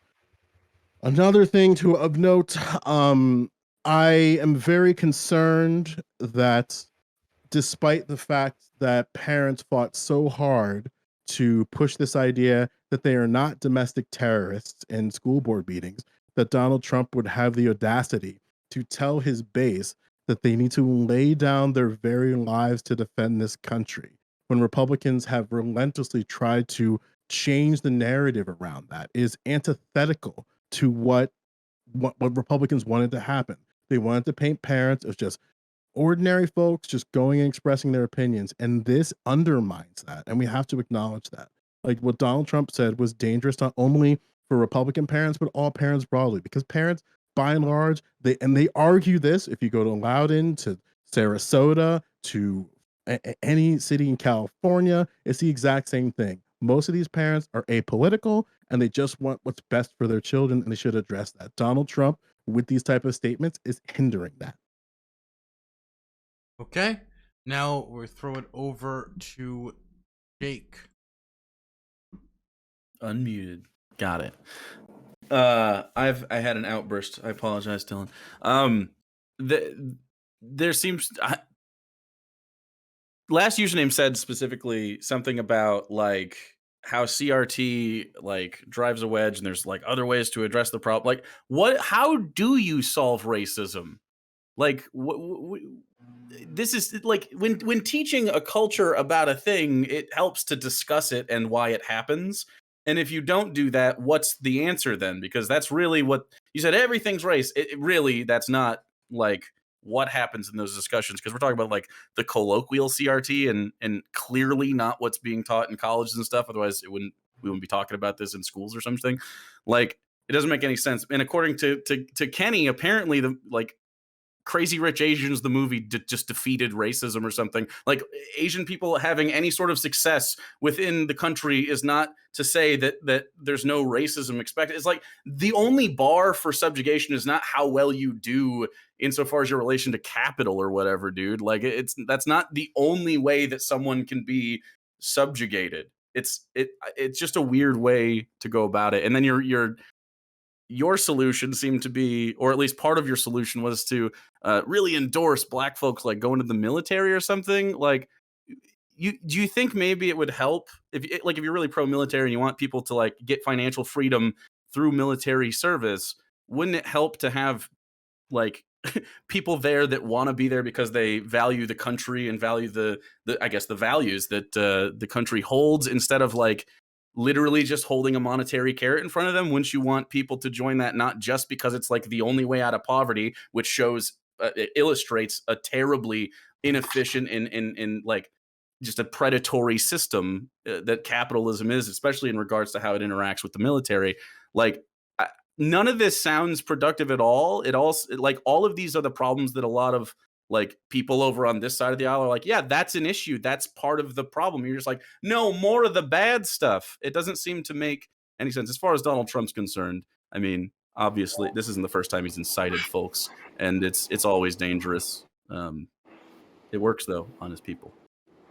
I think that maybe if I could like interpret Kenny's viewpoint on this, I think that the argument would be that there are ways of operating and approaching success in the world that are conducive to long-term success and allow you to overcome racial bias.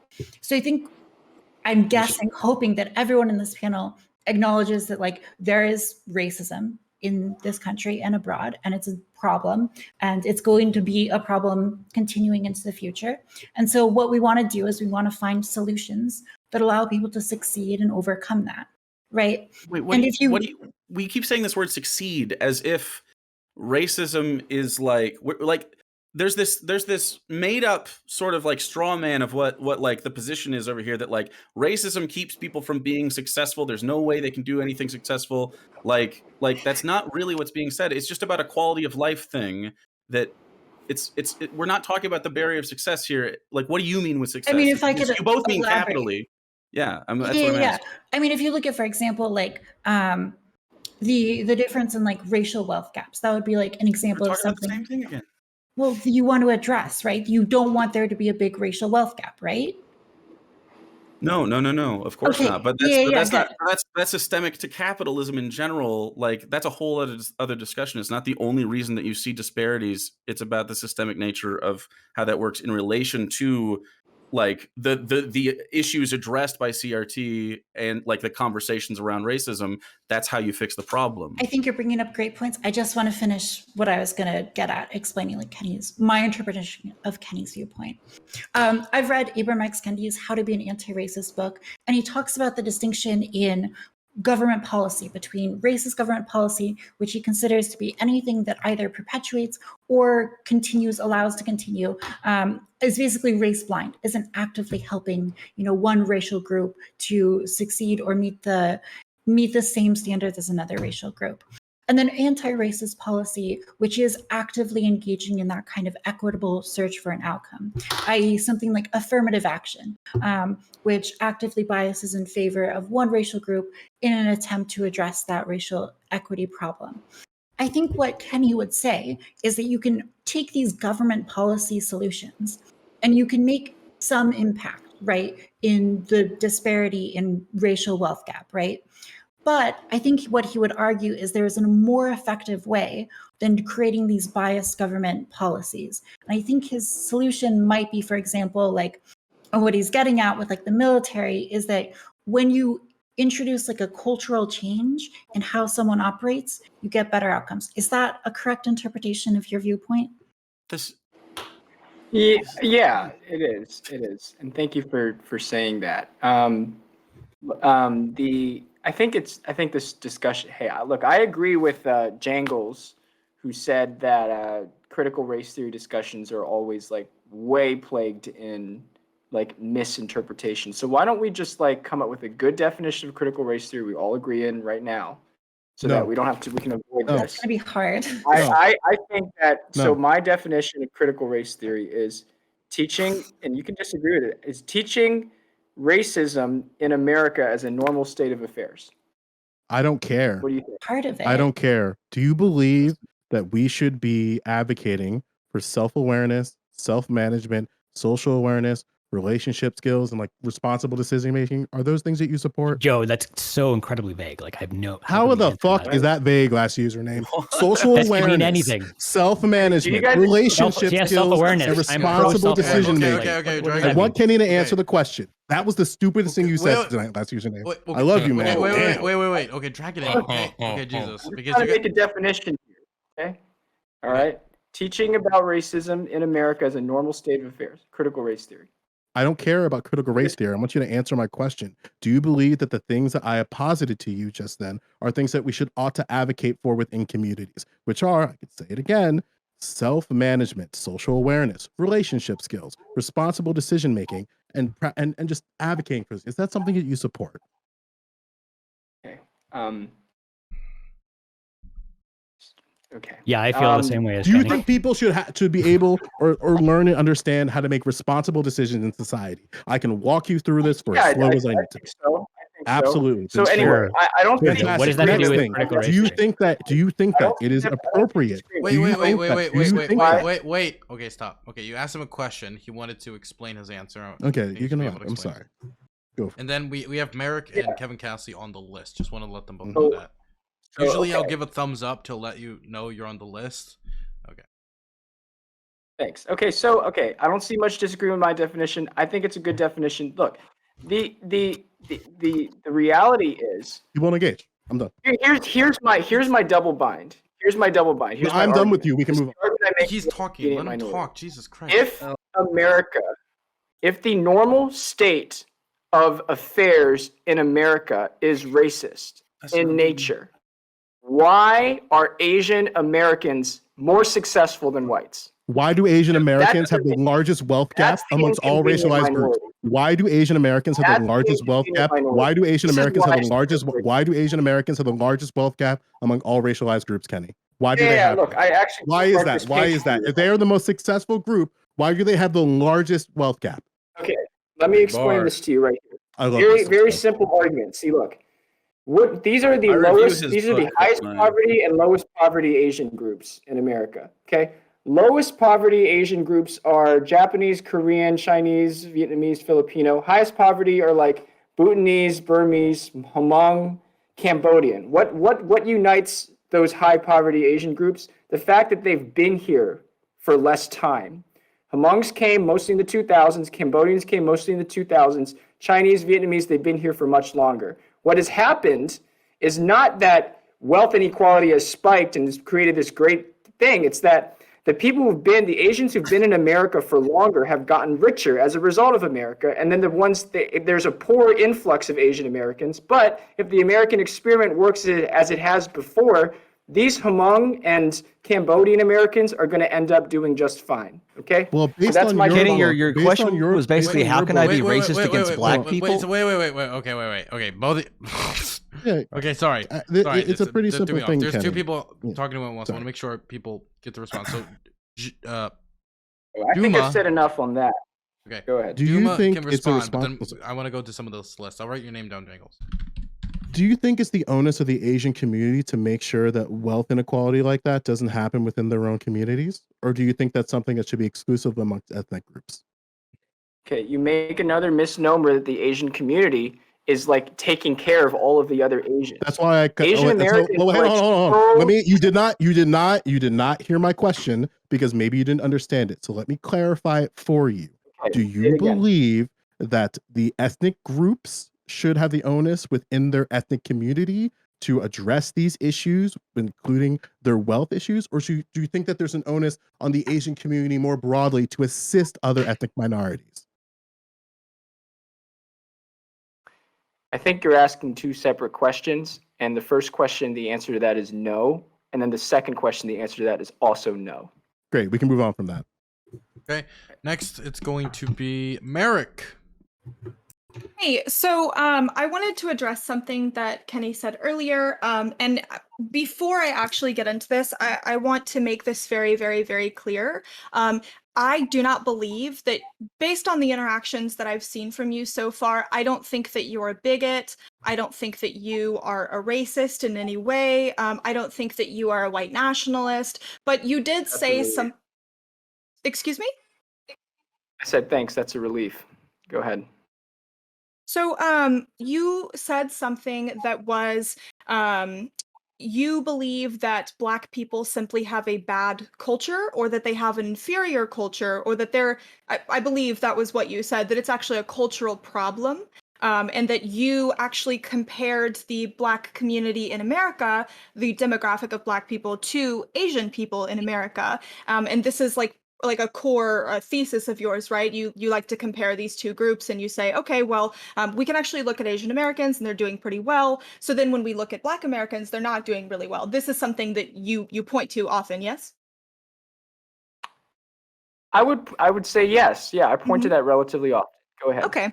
So this is actually, and I know you probably don't know this because I imagine you probably don't spend a lot of time talking to extremists. But this is actually a very, very, very common white supremacist extremist talking point. And so there's actually a lot of people that have explored this concept and have talked about why this might be the case. Um, Now, I'm sure there's a number of reasons why Asian Americans do well, but there's also a lot of people who have examined why is it that Black Americans in this country seem to be lagging so far behind in terms of like economic inequality, why they have such a high rate of incarceration, and things of that nature. So, because this is something that we see a lot, I actually wanted to address this. Because I think a lot of people don't really know how to tackle this question. So we can actually look at things like policies that were implemented during the Reconstruction period. We can look at how, yes, there was sort of. There was sharecropping, but there was also a lot of debt peonage, basically, that happened. And most of the people that ended up like de facto, like debt slavers during the Reconstruction period were Black people. It was actually 95% Black people, even after slavery ended. So this happened for quite some time during the Reconstruction period. And then afterwards, there was this idea that people would be given land, they would be Black people in this country would be given some sort of restitution. This actually never came through. So then as we proceed forward into American history, we have segregation, right? So we have things like the Jim Crow laws. We don't actually get the Civil Rights Act until 1964. There's actually a woman alive today. I'm sure you guys have actually heard her name. It's Ruby Bridges. Ruby Bridges was the first girl to go to a non-segregated school. She's alive. Her mother just died recently, actually. The last slave in this country, the last woman to be enslaved, she died in 2014 because we actually still had debt slaves, African American people that were literally enslaved by contracts until the year, I believe it was like 1963, actually. This was actually very common in certain parts of the South, and we don't really talk about a lot of this. So there's a lot of things that we can look at. Even beyond Jim Crow, we can look at things like redlining. So redlining was a practice where Black people were not given home loans. So they weren't allowed to become homeowners, where they were not allowed to build wealth and capital. And one of the biggest predictors of success by the typical metrics that we consider for success in this country is actually the accumulation of generational wealth. So Black Americans are, because of actual legislation and because of de jure attitudes towards them, de jure and de facto attitudes towards them, are one of the demographics that have been the most prevented from doing generational wealth accumulation in this country.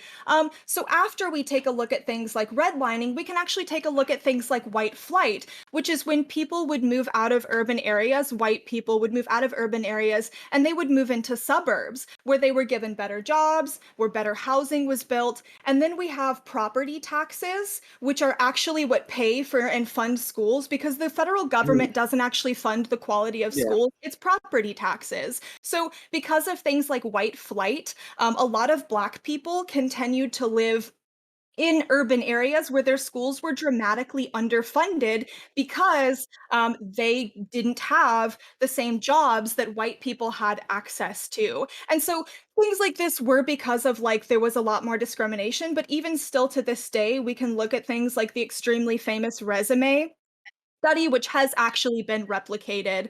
And even past, well, there's actually a lot more. So even past redlining, I know, Okay, yeah, I know but you could go on. I know. I do. know. I do. And- I'm Okay. actually going to Go stop now, but I think that my point has been made that I could actually continue to talk to you about this for 10 more minutes. So when you ask why are Asian Americans doing better than Black Americans, it's because Asian Americans have not had the de facto and the de jure roadblocks that have been placed around the Black community for the last 400 to 500 years. Okay. Look, I'm going to keep this short because I want to let other people look. I'm going to agree with you in part. Okay. I agree with you in part. I don't agree with you in whole, but I agree with you in part. I disagree with some of the things that you said. But yeah, of course, like slavery had an effect. Of course, Jim Crow had an effect on Black Americans. Absolutely. Black American identity, Black cultural identity, all of those kinds of things. I totally agree. The solution should not be to me, and this is my argument is that the solution to help Black Americans to reach the levels of success and equity that we all want Black Americans to get to should not focus on repicking at those old wounds over and over again. Rather, it should be focused on building up individual Black people, building up individual Black entrepreneurship, helping our public school system. You know, we spend 3 times as much money on public school education as we did in 1980, adjusted for inflation, mostly for Black and Hispanic children, and we haven't produced any results. Black education gap in math is still exactly the same as it was in 1980. That's a travesty. That is horrible. That's fantastic. So I think that there are policies we need to do, but we need to figure out how to build up the Black individual, not rely on picking at old wounds. And schools are more segregated now than they were. These are not peak Jim old Crow. wounds. These We are can not. actually look at these the are war on not- drugs, and then we can look at the actual prison populations that we have now. There's actually a book called The New Jim Crow that goes into a lot about this. That's actually the point I was making. These aren't old wounds. It's still continuing. It just happens in different forms. Also, some of these things that I just talked about, these are 2 generations away from where we are now. And again, as I said, the factors and things that predict success are the accumulation of generational wealth. So you're talking about old wounds, but that literally doesn't apply in this situation because it's not old wounds. It's current wounds that are still open that we've never actually sat down and been honest about and properly stitched up. I want to jump in and agree with Merrick a little bit and maybe try to also build a bridge here. I think that we should acknowledge that there's a lot of historical instances of horrible, brutal, systemic racism, the effects of which are still felt today. And when you systematically deny people access to capital, to business investment, to the ability to develop strong, prosperous generational wealth that's passed down, you see these effects, manifest today. And there's this analogy that I'm sort of reminded of, and it's, if I get into a car accident and, the person totals my car and I'm paralyzed from the waist down, that person is totally at fault, right? They've done something really horrible to me. Ethically, they're totally in the wrong. And they should be expected to help facilitate my physical therapy that's necessary to get, my legs working again. However, and I think this is what Kenny would say, is that at the end of the day, I have to be the one to go to physical therapy and to put in the work to make my legs work again. And it's tragic because in a just world, in a better world, we could get that person to just give me money to the point where my legs work again. But we don't exist in that world. And there needs to be some buy-in on my part as well. And so I think maybe that's the only distinction that Kenny's trying to make. This is people also hammering your knees with ball peen hammers as well, because people are still racist right now. Real quickly, I would like... Okay. I'm sorry. Real quickly, I'd like to apologize to Joe because I cut you off. That's all I want to say. I'm very sorry. To Duma. Duma Joe, it's fine. My frustration is always that, and this is just what I believe. I believe that economic conditions determine social conditions. You can do only so much to the individual, but if you don't put them in the right economic position to succeed in society that they're under, they're going to suffer. However, what we have is abject poverty in high concentrations in urban areas, and those urban areas are majority Black. So what you're going to have to do de facto is actually embolden entire communities of people, not exclusively individuals. When there's this liberal prioritization of the individual, we lose the issues that happen with the group at large. For example, if even we talk about something with something that people are advocating for with student debt cancellation, we understand that higher degree programs yield better salaries. This is why doctors have incredible amounts of student loan debt. But are they don't wiggle your fingers. I can give you so much data on that your ears will bleed. Don't we can High just admit variance. that High variance. Go ahead. we can just admit that to be true. That the higher, if you are in advanced Or degree dependent on programs, major. if you are Right. in advanced degree programs, you yield better salaries. This is why you hear the advocacy of doctors and math and STEM fields in certain communities of people. However, we can also understand that even though we can advocate for things like making sure that more Black kids are in STEM programs, making sure that Black kids are more competent in mathematics, we understand that there are racial gaps and inconsistencies in mathematics that make the success of Black Americans incredibly insufficient. So then when it comes to, okay, what do we do about it? We understand that the teachers in these schools can be incredibly insufficient. These teachers are underfunded and under-resourced. Are they bad teachers because are they bad teachers, or are they bad teachers because are they under-resourced? Maybe we should research that and figure it out. Oh, we did, and we didn't do shit. Like the biggest problem that I've had in America is that the needs of racialized groups only matter when they intersect with whatever the status quo deems to be appropriate. This is why we got Stop Asian Hate. We got Stop Asian Hate, but there's no conversation about the wealth inequality among Asian Americans. They don't give a fuck about that. They don't give a fuck about Cambodians and their wealth disparities in the United States. They don't care about the wealth inequality of Black people in the United States. But feel free to join the fucking military because you broke can more than happily go in there and advocate for a country that doesn't even have your back when you're back there as a civilian. Because have fun trying to get BA benefits as a Black person. Because let me tell you, it is incredibly insufficient. And if you don't want to believe me as a civilian, I can give you so many former individuals in the armed services who can attest to that. Like, I am frustrated with rhetoric around individuals because it doesn't address the needs of communities. If we need to improve communities in the United States, improving the individual can only go so far if they go to communities and they go to cities, rural, urban, all types of different community structures that are insufficient for having a livelihood. I'm tired of having concentrations of minorities in the East and West Coast. There's so much, like, because if you're against land back, then you should definitely support fucking making sure that the Midwest is emboldened. But then even when we get situations like in Mason, Tennessee, where a Black community is basically going to get absorbed by the legislature, we're not going to do shit about it. I just think the locus of policy should be the individual, not the racial group. That's where you're going to have to target. You're going to have to target the racial group by proxy because you're not going to get any legislation done if you don't do that. That's how bad the situation is, Kenny. I'm on board with you that we should probably move identity past politics that, is but real. we're not You're there yet. absolutely right. What's that? Yeah. I said identity politics is real. You're absolutely Do you right. believe that you have a different relationship with the social and political systems in society based on who you are? What do You mean are a based on white, who I I'm am? assuming middle class Asian American. White presenting, I should say. So you're white. I'm white presenting? Wait. What? What Yeah, the, I can- what? A white presenting Asian. What the heck? Let me rephrase that. Can you look at me right now? This is what, no. I can simplify that for you. I can simplify that for you if that upset you. You are an Asian American in the United States of decent wealth, college educated. Do you think those things influence your relationship with social, political, and economic systems in the United States?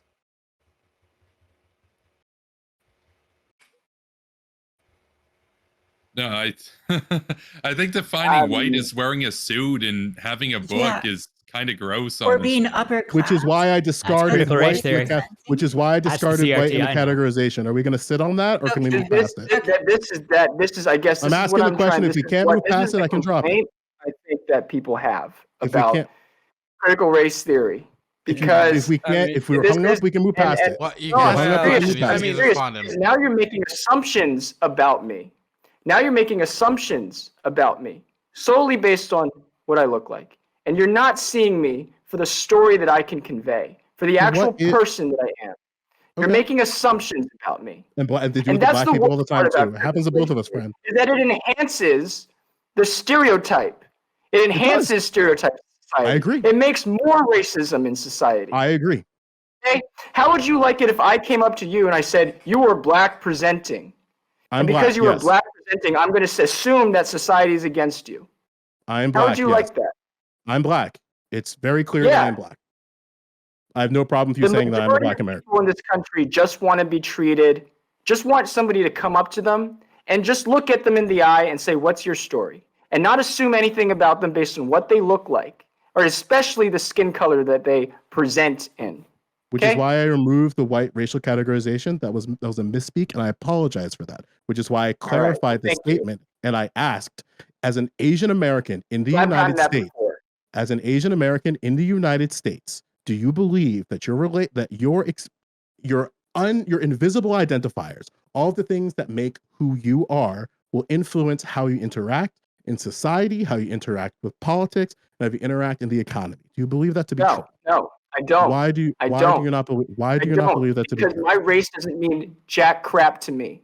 I did okay? not say I did I not don't say, care about I the did fact not- that I'm Asian American. I I also genuinely talked don't. about I was born into this skin, and it doesn't affect the way that I view the world. It doesn't affect my intelligence. It doesn't affect the way that I try to talk to other people.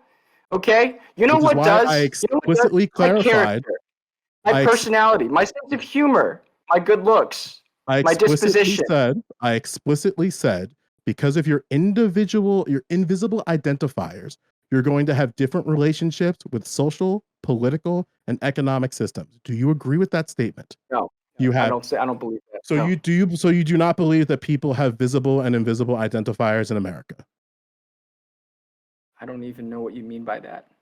A visible identifier I'm is the fact that visibly Asian. Yes, I'm yes, visibly that's a Asian. visible identifier. An invisible identifier And could what's be an something like, invisible identifier? yeah, it could be something like you are cis. It could be like something that you are trans. It could be like something that you have diabetes. It could be have something like you have cancer. Those are invisible identifiers. I will say that if it does, I would say that it's a lot more minute than how I present, than how I act, than how I talk to you, than how I first present myself to you. I think first impressions are a lot more than just about race. Jangles, do you believe that your visible and invisible identifiers influence your relationship with social, political, and economic structures? Yes.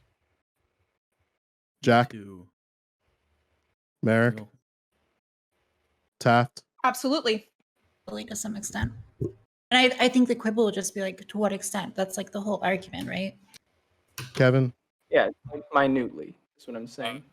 You just very quickly rephrase the question again. You're saying visible Sure. identifiers You have- highlight to Your visible and invisible identifiers influence your relationship in social, political, and economic structures.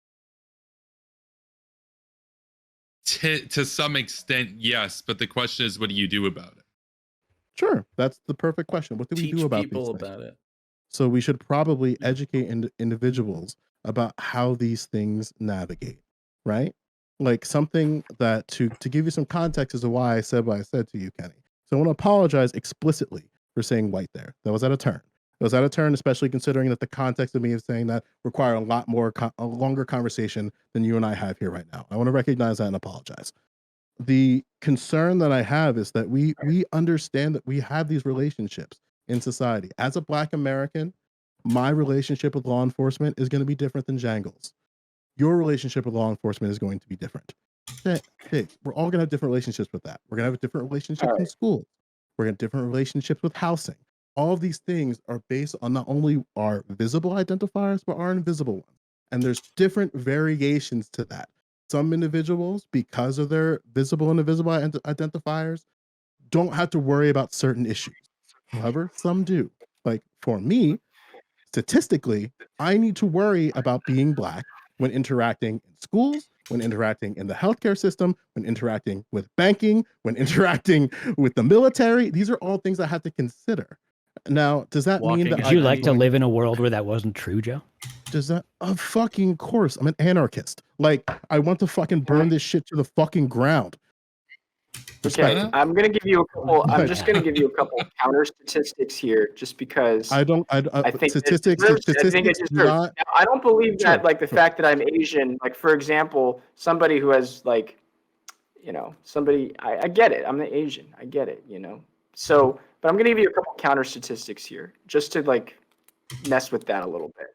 So, under Susan Fisk Princeton bias map. A stereotype map of warmth and competence. Black professionals get higher scores in warmth and competence than even whites do. Okay. Great. And Black fathers Asians care more statistically for their children and so than other what racial I'm saying demographics. is that why? You know why? Because it's a difference in presentation. It's a different in presentational ability. Everything like that. Also, black interactions with cops. I get this is a very sensitive issue.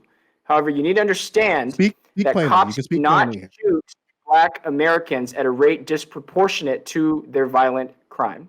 Okay? That's a fact. We understand that communities. So black Americans commit about 50% of the violent, or 50% of the interactions, violent interactions. We can move past these stats. Pausing them. I know the stats. We gotta let him at least. I can't hear what he's saying. I know these stats, So Kenny. What's your point? behavior matters a lot more in these interactions. That's what I'm saying. I'm not saying race is no factor, but I'm saying behavior matters a lot more. That's what I'm saying. You're 1350ing, bro. Like, listen, and like, I understand your frustration with navigating this. I understand it too as a Black American. I love my voice not being heard in conversations about race. It's been my life's work here on Twitch, where I'm on panels and I hear white people talk about Black people for hours. It's just what happens to Black people on panels. It's the same thing that happens to Asian Americans. It's the same thing that happens to Hispanic Americans. It happens all the time. But something that I'm concerned Black about. people talking about white people a lot on panel.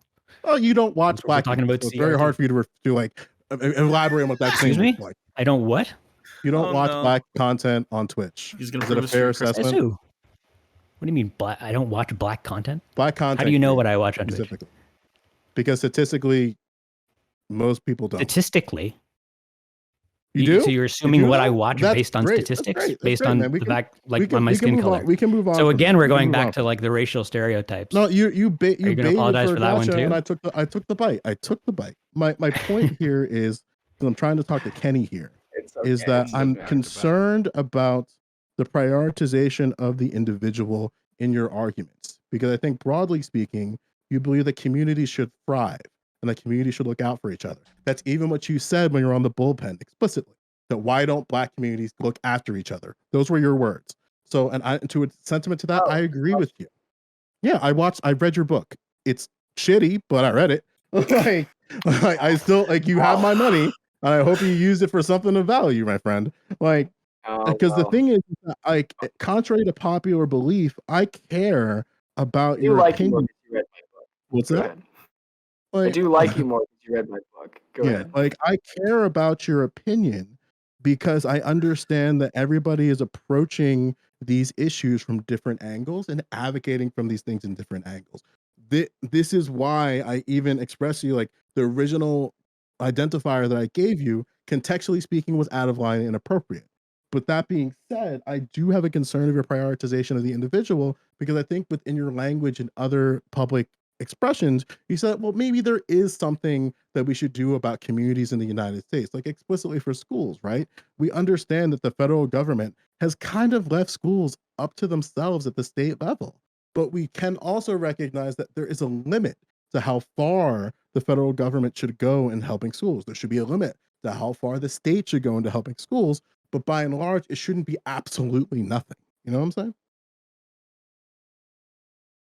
Okay. Yeah. I mean, absolutely. I mean, there's differences in liberal versus conservative opinion. Sure. My attack is really against CRT, which specifically says that we need to that it is a productive and healthy measure to trace our problems back to racism, or Yeah, not just totally trace our problems. Okay. And the last thing, and I'll table it, Kenny. Listen, like, if you want to, we gotta move on. There's so many people who've been waiting. Kevin's been waiting for like 30 minutes.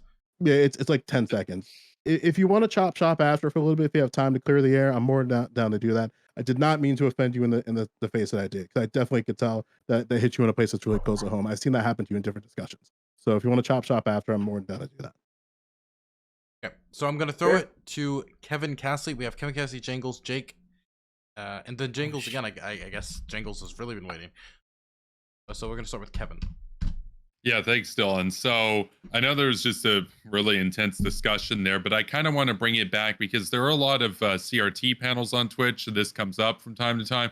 I want to throw it back to Trump's comments. I want to bring this back to Trump specifically. I just want to note here just how unbelievably ridiculous and grotesque his statements about how he wants his 23 to 40%, whatever you want to take it, of the U.S. Population to go out there and lay down their lives. In other words, basically, if you want to be charitable, protest. If we want to interpret it the way I think he's getting at, riot against schools teaching. Again, he's not talking about graduate school CRT stuff, which I've actually debated against. I'm not really a fan of like the CRT claims about objectivism, the anti-liberalism, all that type of stuff. But he's doing it based on the meme of it.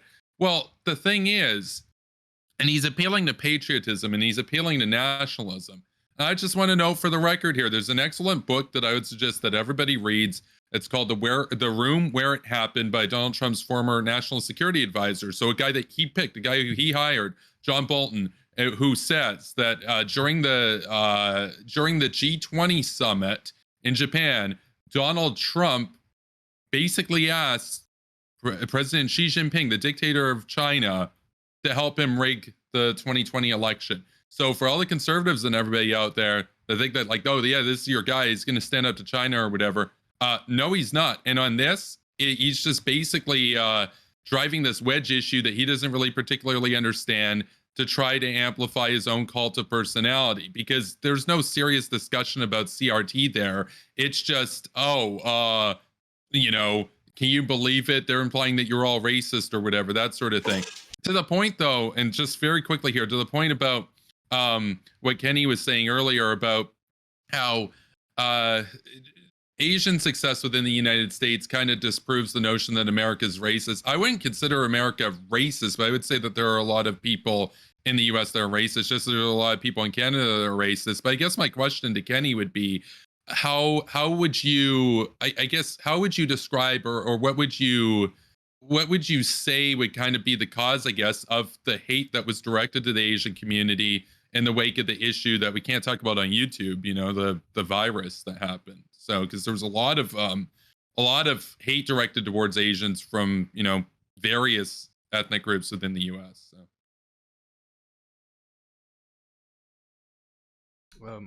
Kenny, I believe that was directed towards you. Yeah. I couldn't hear any of it. I'm sorry. Could you repeat the question? Sure.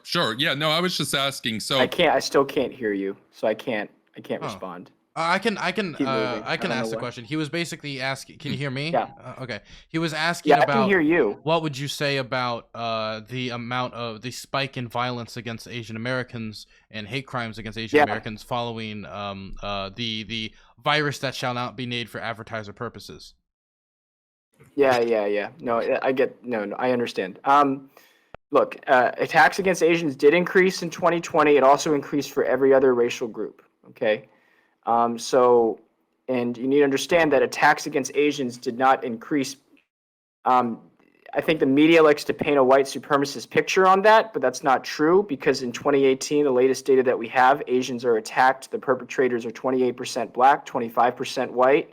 The rest are Hispanic and other Asians. So it's not a white supremacist narrative. It doesn't fit a white supremacist narrative to say it's largely whites attacking Asians or right-wingers attacking Asians or anything like that. Do I think that Trump made it helped by calling it the China virus? No, I don't think he helped by calling it the China virus. I wouldn't have done it myself. But to say that that's the primary cause of the increase in violence is, to me, facially ridiculous. Do you think that was fucked up, though? What do you mean? Do you think that Donald Trump shouldn't have said that? Yeah, do you think that's like a little fucked up, though? No? I mean, on a scale of doesn't matter. On a scale of one, does it my reach dad that? to 10, it's the worst thing in the world. It's not the worst thing in the world. It's just fucked up. No, I would say it's like a 5. We don't have to deal with extremes for this. It could just be bad. Did you do a bad thing? I said it was bad. I said it was wrong. Okay, what do you want me to say? It's wrong. Though? It's I wouldn't do that. It seems very nah, I take it or leave it, but I've given you my exact number like that, position. man. I don't know. Do you consider this him saying, "Hey, everyone should lay down their life for this"? Do you think that's a bad thing? Like a bad thing? I know. I need to see the context for America. I haven't seen it. The context? What do you mean? This was the topic that was sent to all of us. You didn't watch the video? What the fuck? It was. I think I would have to double check. It It's might have only just like a been in the minute Discord group. Nonetheless, Donald Trump it was said in the Discord. it's the topic we've been talking about. He is in the Discord. Yeah. We need to lay down our lives in that thing. Yeah, that no, bad? I mean, What? Has no president ever said lay down your lives for your country? Is that Not no- even no- in no- the against school. defend Wait, CRT, brother? Okay. Come on, bro. We're not talking about a there's- war. Okay, one second. There's To multiple me, people it's talking not at a once. big deal. It really isn't. Sorry, guys. Okay, we got it. We are actually going over time, so I do want to get it to the people who have yet to talk. Jangles and Jake are the last two on the list. And then we're gonna do outros where everybody can shout themselves out, everything like that. Kenny, I am interested at some point. If I'm gonna see if I can get a hold of your book, I can read it, and then we can talk about it at some point in the future, if that would be possible. Yeah, sure. Wonderful. What's wrong with that, Jake? No, I'm sorry. I thought. Hey, Jake, when's the last time? You know, He Jake, hasn't what's the read it. last It's book you happened read? all No. night. Yeah, I mute and you're then just you mute you're me just and then I triggered by anyway. plugs, dude. Can I You're just share this? I triggered think by everyone will plugs. think this is funny. Everyone, there's just a little I won't levity, and then ever we move on to whatever. Okay, what So, is it? you know how Twitch has permitted terms things in your thing. Yeah. One of my mods just permitted the term "hit every white." Well, Anyway, it made me it's fucking funny. I don't know. every single one. It was Jangles, out of context. you're It's really next. funny. Jangles, that's me. All right, cool. Kenny, I really don't want to. I'm sorry that you're getting picked on a lot. That's just what it is. Like when you're like the largest dissenting voice on a panel. I promise. There's nothing personal, and yet it takes balls to be that lone dissenting voice. All right. So that I'm saying you that because I'm going to tell you that it seems like your I argument. think other people have dissented too. Yeah, I'm a little giving bit. credit I to mean, other I've people. been Obviously, in it's your been, like, position. targeted. 7v1. I've been 7v1 on Afghanistan before. It happens. I know. Yeah, I'm it's getting not fun. I say that because I am going to say like it seems like your argument is that What are like you saying? it seems like your argument is that America can't be racist against black people if Asians are doing good. It's like it's like if someone accused you of being racist against black people, you'd say like, no, I have an Asian friend. That doesn't seem very convincing to me personally. Second point, No, I'm I'm trying to run through saying- these quick. I want to try to run through these quick. Sorry. So why is racism bad? I think there's two views you can take. Like it's bad because it's bad, like it's intrinsically bad, which I think we all hopefully agree with. But it's also bad because it causes bad outcomes. So remember when Top Edge brought up like Kindy's book and like anti-racist laws? Like racism is also bad because it causes racist outcomes. It causes those disparities in everything from like education to economic status. Like that's one reason it's bad, and that we have to look at that as well. And third point, I'm going through these. So meritocracy and individual responsibility Kenny, and your focusing gaming on the computer's fan is going nuts. meritocracy and individuality and all that fun stuff is great. But when it becomes your primary framework for like the world, like if you assume that America is a meritocracy and everyone gets what they deserve, well, then you start looking at groups that aren't doing so well and you start working backwards. So a lot of people think that like racism is like it's the racism first and then the bad outcomes. But if you look at it through a lens of like system justification theory, when you see groups that aren't doing good and in your head you think everyone will, can make it ahead if they really work at it, well, then you start to work backwards and wonder why are certain groups doing bad if they have every opportunity available to them? Must be something wrong with that group. So it's actually like a self-perpetuating thing. Black people are not doing great because of systemic racism, and now that they're not doing great and we believe in meritocracy, well, now we work backwards and say that, well, there must be a reason that black people are doing bad even though they have every opportunity. I wonder what that could be. So, and the big thing way back in the beginning, to find like America's a racist nation, one thing I will point out that I think is a really, really strong proponent of that is that the year 2042 is my strongest argument for why America is still a racist nation. This is the year that whites are supposed to be a minority.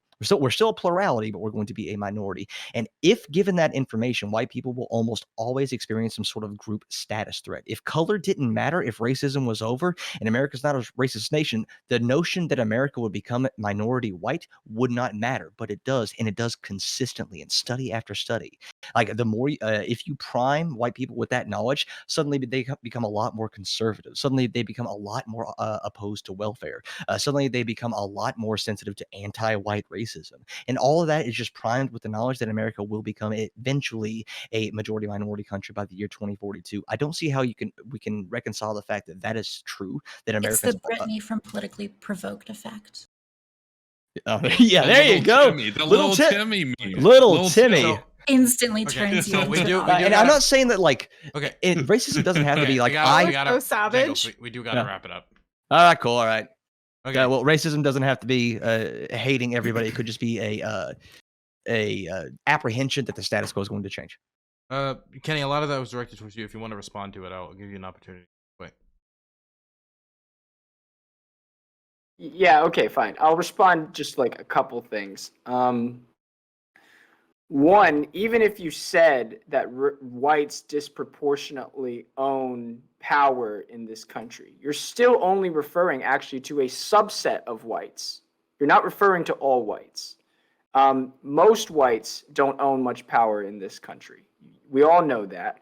It's a subset of people, a subset of an elite that own a lot of power in this country who happen to be disproportionately white. There are blacks in there, by the way. There are also Asians in there. But this is why the critical race theory critique falls apart, because they try to put it on white society. But it's not white society. It's a subset of largely disproportionately white people. But then other whites, even if you're examining this from a liberal angle, are being harmed. There's a ton of poor whites in this country. The divorce rates among whites are increasing. The educational attainment among whites are flatlining. There are parts of white America that are just being wiped out right now in this country. So this is why specifically a racial analysis, to me, falls apart. And so that's my main thing with all of the discourse that's going on. This is why I say Americans disprove critical race theory. The Asian Americans don't disprove racism. They disprove critical race theory, because critical race theory pits divisions in class and structure upon race, but the divisions are not necessarily because of race. They're not even majorly because of race. That's the argument. Okay, now we have one last speaker, and that is Jake. Before we end the show, everybody will have ending statements and be able to shout out whatever they want to shout out. Jake? Yeah, sure. Man, I've been waiting for so long, and I forgot most of the stuff I was going to say. That's okay, though.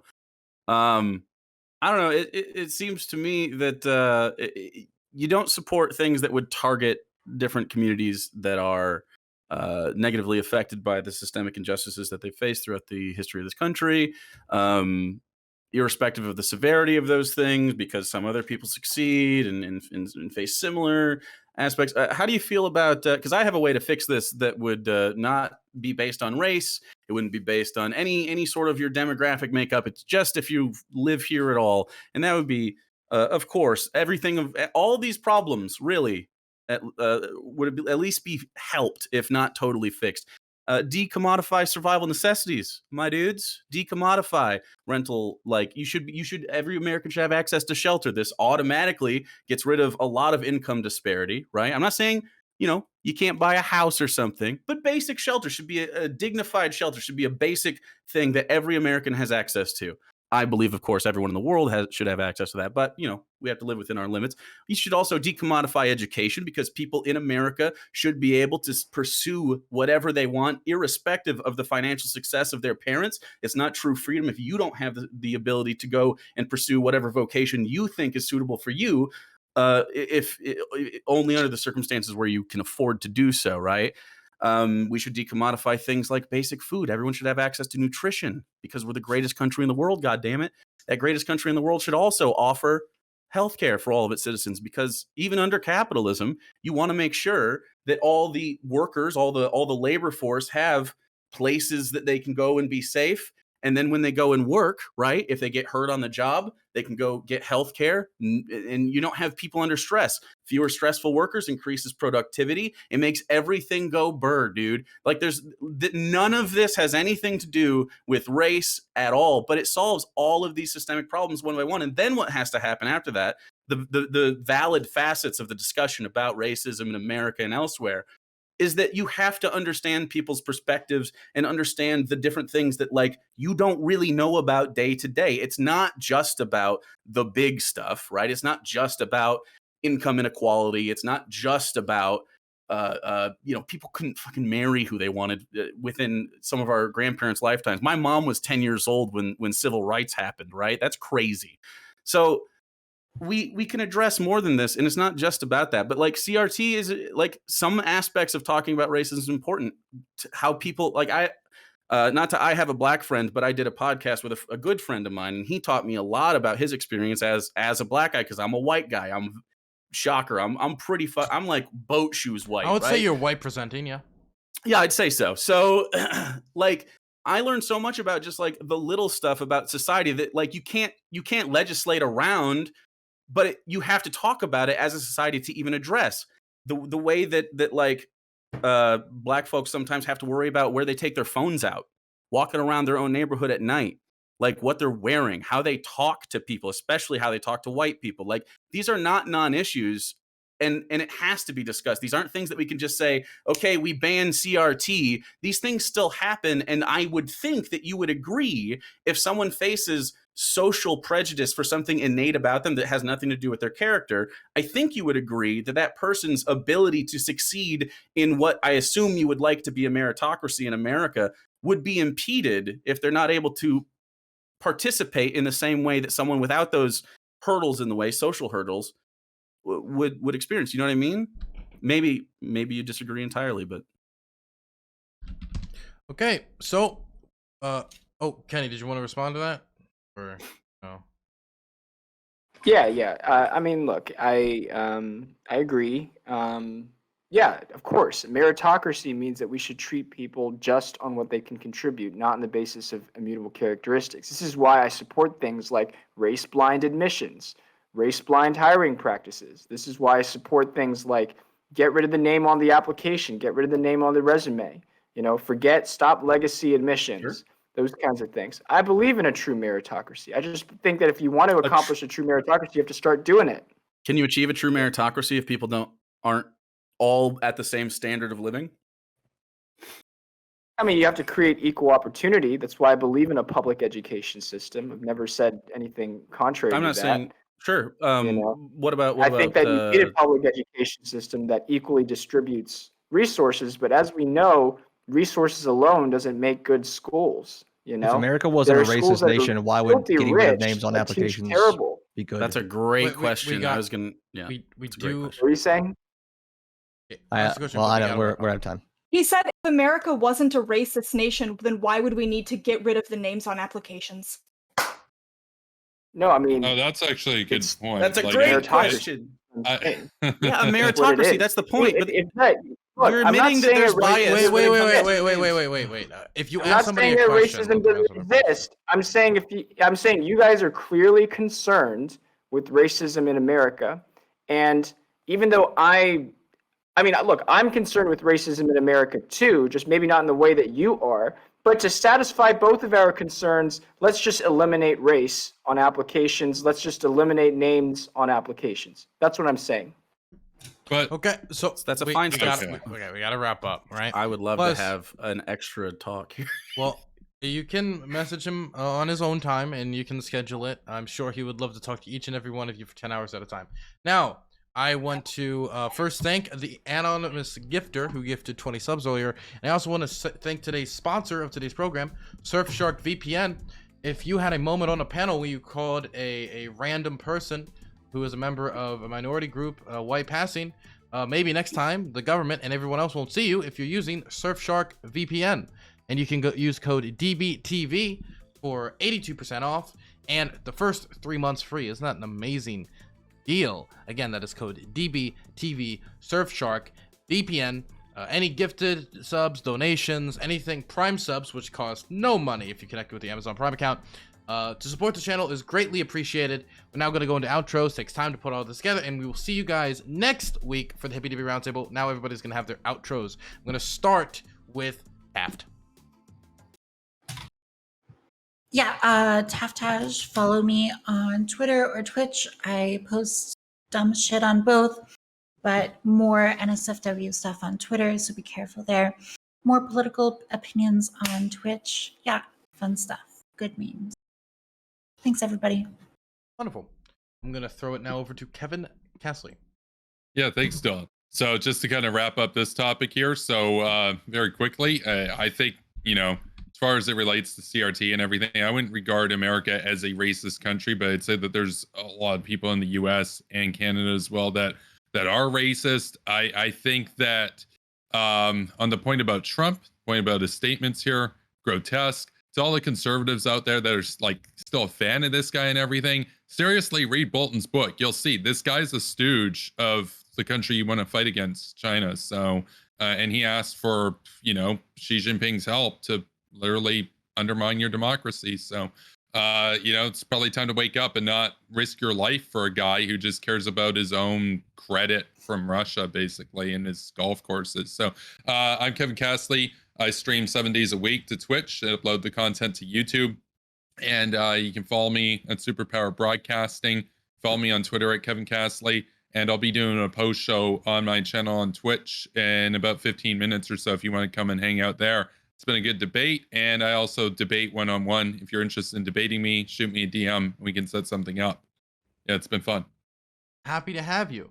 I am now going to throw it over to Merrick. Yeah, this is I'm surprised. I feel like this was not nobody screamed at anyone else. That was good. That was cool. This is the most fun I've had on a panel since Hake said that infrastructure was a communist buzzword. So I really enjoyed being here. I think it was really fun. And I'm sorry, Kevin. I feel like, or I'm sorry, not Kevin. I'm sorry, Kenny. I feel like we just kind of all beat up on you all night. So I hope that there's no hard feelings. I feel like, there's a lot of teaming up on you. But I think that we had some interesting back and forths. And yeah, this was really cool. I am Merrick DeVille. You can find my friend, Punished Mother, on Twitter. And then I have a YouTube and a Twitch that we very erratically stream on. We try to do it regularly. So yeah, thank you so much for having me, Dylan. If you guys have a Prime sub on Twitch, please give it to Dylan. And Taftaj didn't mention this, but someone in my chat mentioned this. She is actually shadow banned on Twitter because she's a sex worker. So if you try to look her up, please put in the whole @ because someone in my chat just tried to do that and they couldn't do it. So yeah, there you go. No worries. I'm also shadow banned on Twitter, not for being a sex worker, just for being sexy. So now true, I'm gonna throw Dylan. it over to last user. Yeah, so this went about as well as most discussions on CRT and kind of illustrates my point that CRT is largely about just getting away from any kind of specific solutions to any specific problems and just taking a look at all these problems of the past. And so these problems of the past are all still problems. They're still here. They will be here forever. They can never solve these old problems. Everything is racist. There's racism everywhere. Like whites, systemic racism is an interesting idea on the face of it.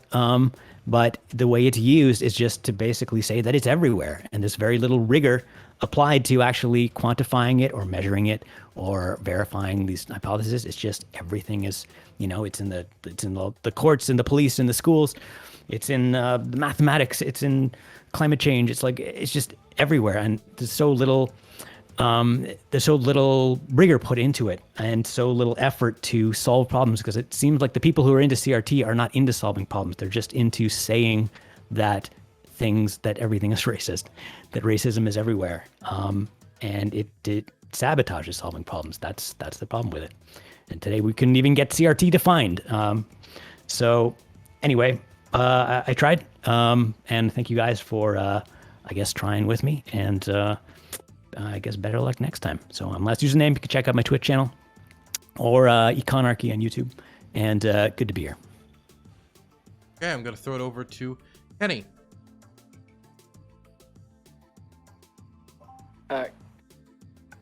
Critical race theory, if it's not false, it's a bad mode of analysis. It misses way too many nuances. It pits people division together, and it enhances racial stereotypes, all of which are bad. So that's my point on critical race theory. Other than that, I really enjoyed this discussion, really enjoyed the time here. Didn't know exactly what to expect, but I've always been this kind of guy, always been this kind of voice. So if you want to hear more repudiations of if you want to hear more repudiations of some of the things that Jangles brought up, and everything like that, if you want to hear more arguments for colorblindness, if you want to hear my thoughts on meritocracy, and if you want to, of course, see why Asians disprove CRT, follow my Twitter at Kenny M. Xu, XU, Kenny M. XU. and buy my book, An Inconvenient Minority, which has arguments to all of these premises. Okay. I want to throw it over to... Oh, also, I do want to bring up the fact that Don Young, I think the oldest member of Congress, actually died today. And so I didn't bring it up at any point during today's show. So I just wanted to repeat my favorite Don Young story, even though he's a Republican. He once was interacting with Bower, the former, I believe, House Minority or Majority Leader, I forget which, for the Republican Party. And Bower said that Young once pinned him against a wall in the House during an argument over earmarks. And they, Don Young, took out an 10-inch knife and put it to Bower's throat. And they responded by staring him in the eyes and saying, "Fuck you." Young confirmed the account as mostly true to Politico, but pointed out that he and Bower later became such good friends that Bower was the best man at his wedding. People can say that I turn debate into wrestling, but Congress has done that a long time ago. I'm going to throw it over to Jangles. Thank you so much for that very interesting story before you throw it over to me to put everyone back to sleep. Well, I've been Justin. I had a lot of fun. I missed coming on the panel, so thank you so much for inviting me. Yeah, that's about how CRT panels go, but I think the other two topics were a lot more. I think they were pretty productive. I think we made our cases pretty well. I guess like for my final two arguments on that topic, regarding Kenny's argument that since a lot of white people are very, very poor, I would propose the question to the audience that did poor people exist before the Civil Rights Movement? And does that mean that America was not a white supremacist nation then? And I would also like to assuage some fears for the people who are concerned about critical race theory, that if our kids are indoctrinated into believing that America is inherently evil, once they grow up, they can become individuals who can decide to make better personal choices. So hopefully that'll alleviate some fear. Okay, I'm going to throw it over to Duma. Yeah, listen. So before I take my 2-week vacation for my comments on the internet, I do want to say it lives up to my Twitter handle, which is sometimes I will sacrifice optics for engagement. So maybe, I'll take that out for this one. This is a lot of fun. I do miss having conversations with people on the internet, so it's nice to kind of get back in the swing of that. I had a lot of stuff going on behind the scenes, so we're kind of back at this. Obviously, for sake of transparency, me and last username need to fight, especially since now I self-ID as an anarchist now. We gotta chop and see where we disagree on things. So I still owe you a conversation. Still invitations out, Kenny, if you have maybe 10 minutes I'd like to talk to you after. Jake, it's always fun. Jangles, it's always fun. Merrick's always fun. Taft, I still didn't forget about. I feel like I responded to your message, and my brain is very made of spaghetti. So if I didn't, I apologize. I was making note that I'm always down to chop with everybody. I suck at panels. It's very clear. Why do you think they never call me up unless we're talking about race issues? But with that being said, you can find me on Twitter and Twitch. Right now it's twitch.tv/Dumadamu, DUMADAMU. Otherwise, this is a lot of fun. You're all fantastic. And also, listen, Kevin, don't change, okay? Keep on keeping on. I'll see you when I'm up in Toronto in a couple months, okay? Or wherever you are. See, the thing is, Canada is a pretty big place. I live further away from Toronto. No, you don't. Than No, you don't. It's only Toronto. Everybody's in all of Toronto. Canada. Yes. We're going to now throw it over to Jake to close us out. Oh boy. I'm pretty sure we gave both the definition of CRT and some solutions. And I guess I don't know what a meritocracy means if it's defined by success under capitalism. It doesn't seem to make people who are proficient necessarily rise to the top, and it seems to sometimes make people that aren't proficient rise to the top. I think some celebrities that exist are a great example of this. Not to say that people don't get to like stuff like that, like entertainers or whatever. Like Kim Kardashian can make money or whatever, but I don't see how these are necessarily refutive of anything any of the lefties on here. I don't know, you didn't really disagree with the stuff in general. It's just sort of talking about the topics. Anyway, if you like lefty stuff and clearly a little bit more frankly, I come across as terribly unprofessional in this group, and that's kind of fine with me. It's a little bit different vibe over here. Yeah, I'm more of a hoodie guy than a suit guy, but I gotta say, the 2 in suits today, it's not a bad look. We've had some people on suits on these panels that, like, not good. So I appreciate you. It's the casual undershirt there, I think, that does it for me. But He's right. You guys look good. That's very true. Looking good. It's a good looking crew tonight. I think we did okay. Anyway, thanks for having me on. You can find me at Actual Jake over here. Love to talk. If anyone wants to stick around after this, I'm still talkative. So Awesome. Thank you all it for wouldn't be coming. moderated though. I've only gotten 3 hours of sleep, so I'm gonna go pass out. You all have a blessed one, and have a good weekend. Call your grandparents. you, They're Dylan. alive. Yeah, have a good Take weekend, care. everybody. Bye. Thanks, buddy. Good Have a good night, one. guys. Stay base. Hey, you. Yes, you. Right there. You. I am starting a Patreon. I know you guys have been asking for it on the YouTube crowd for a while, since usually it's just the Twitch people who could support me financially directly, but we're finally making a means for you guys to do so as well. And that's not all. You can support the #1 cyber terrorist, mover and shaker, Vince McMahon of Twitch politics. How? By donating to this Patreon and getting benefits like movie nights, special Discord roles, announcements at the end of the video of how much you have supported this war criminal Dylan Burns TV, and much, much more. Okay, not much more, okay? I only have limited means, but more than that, I can assure you. And if you support the Patreon, you will have my deep-hearted appreciation from the bottoms of my soul that you are truly a mover and shaker. Thanks so much for your Patreon money in advance. I will use it to continue to fund the liberal elitist agenda.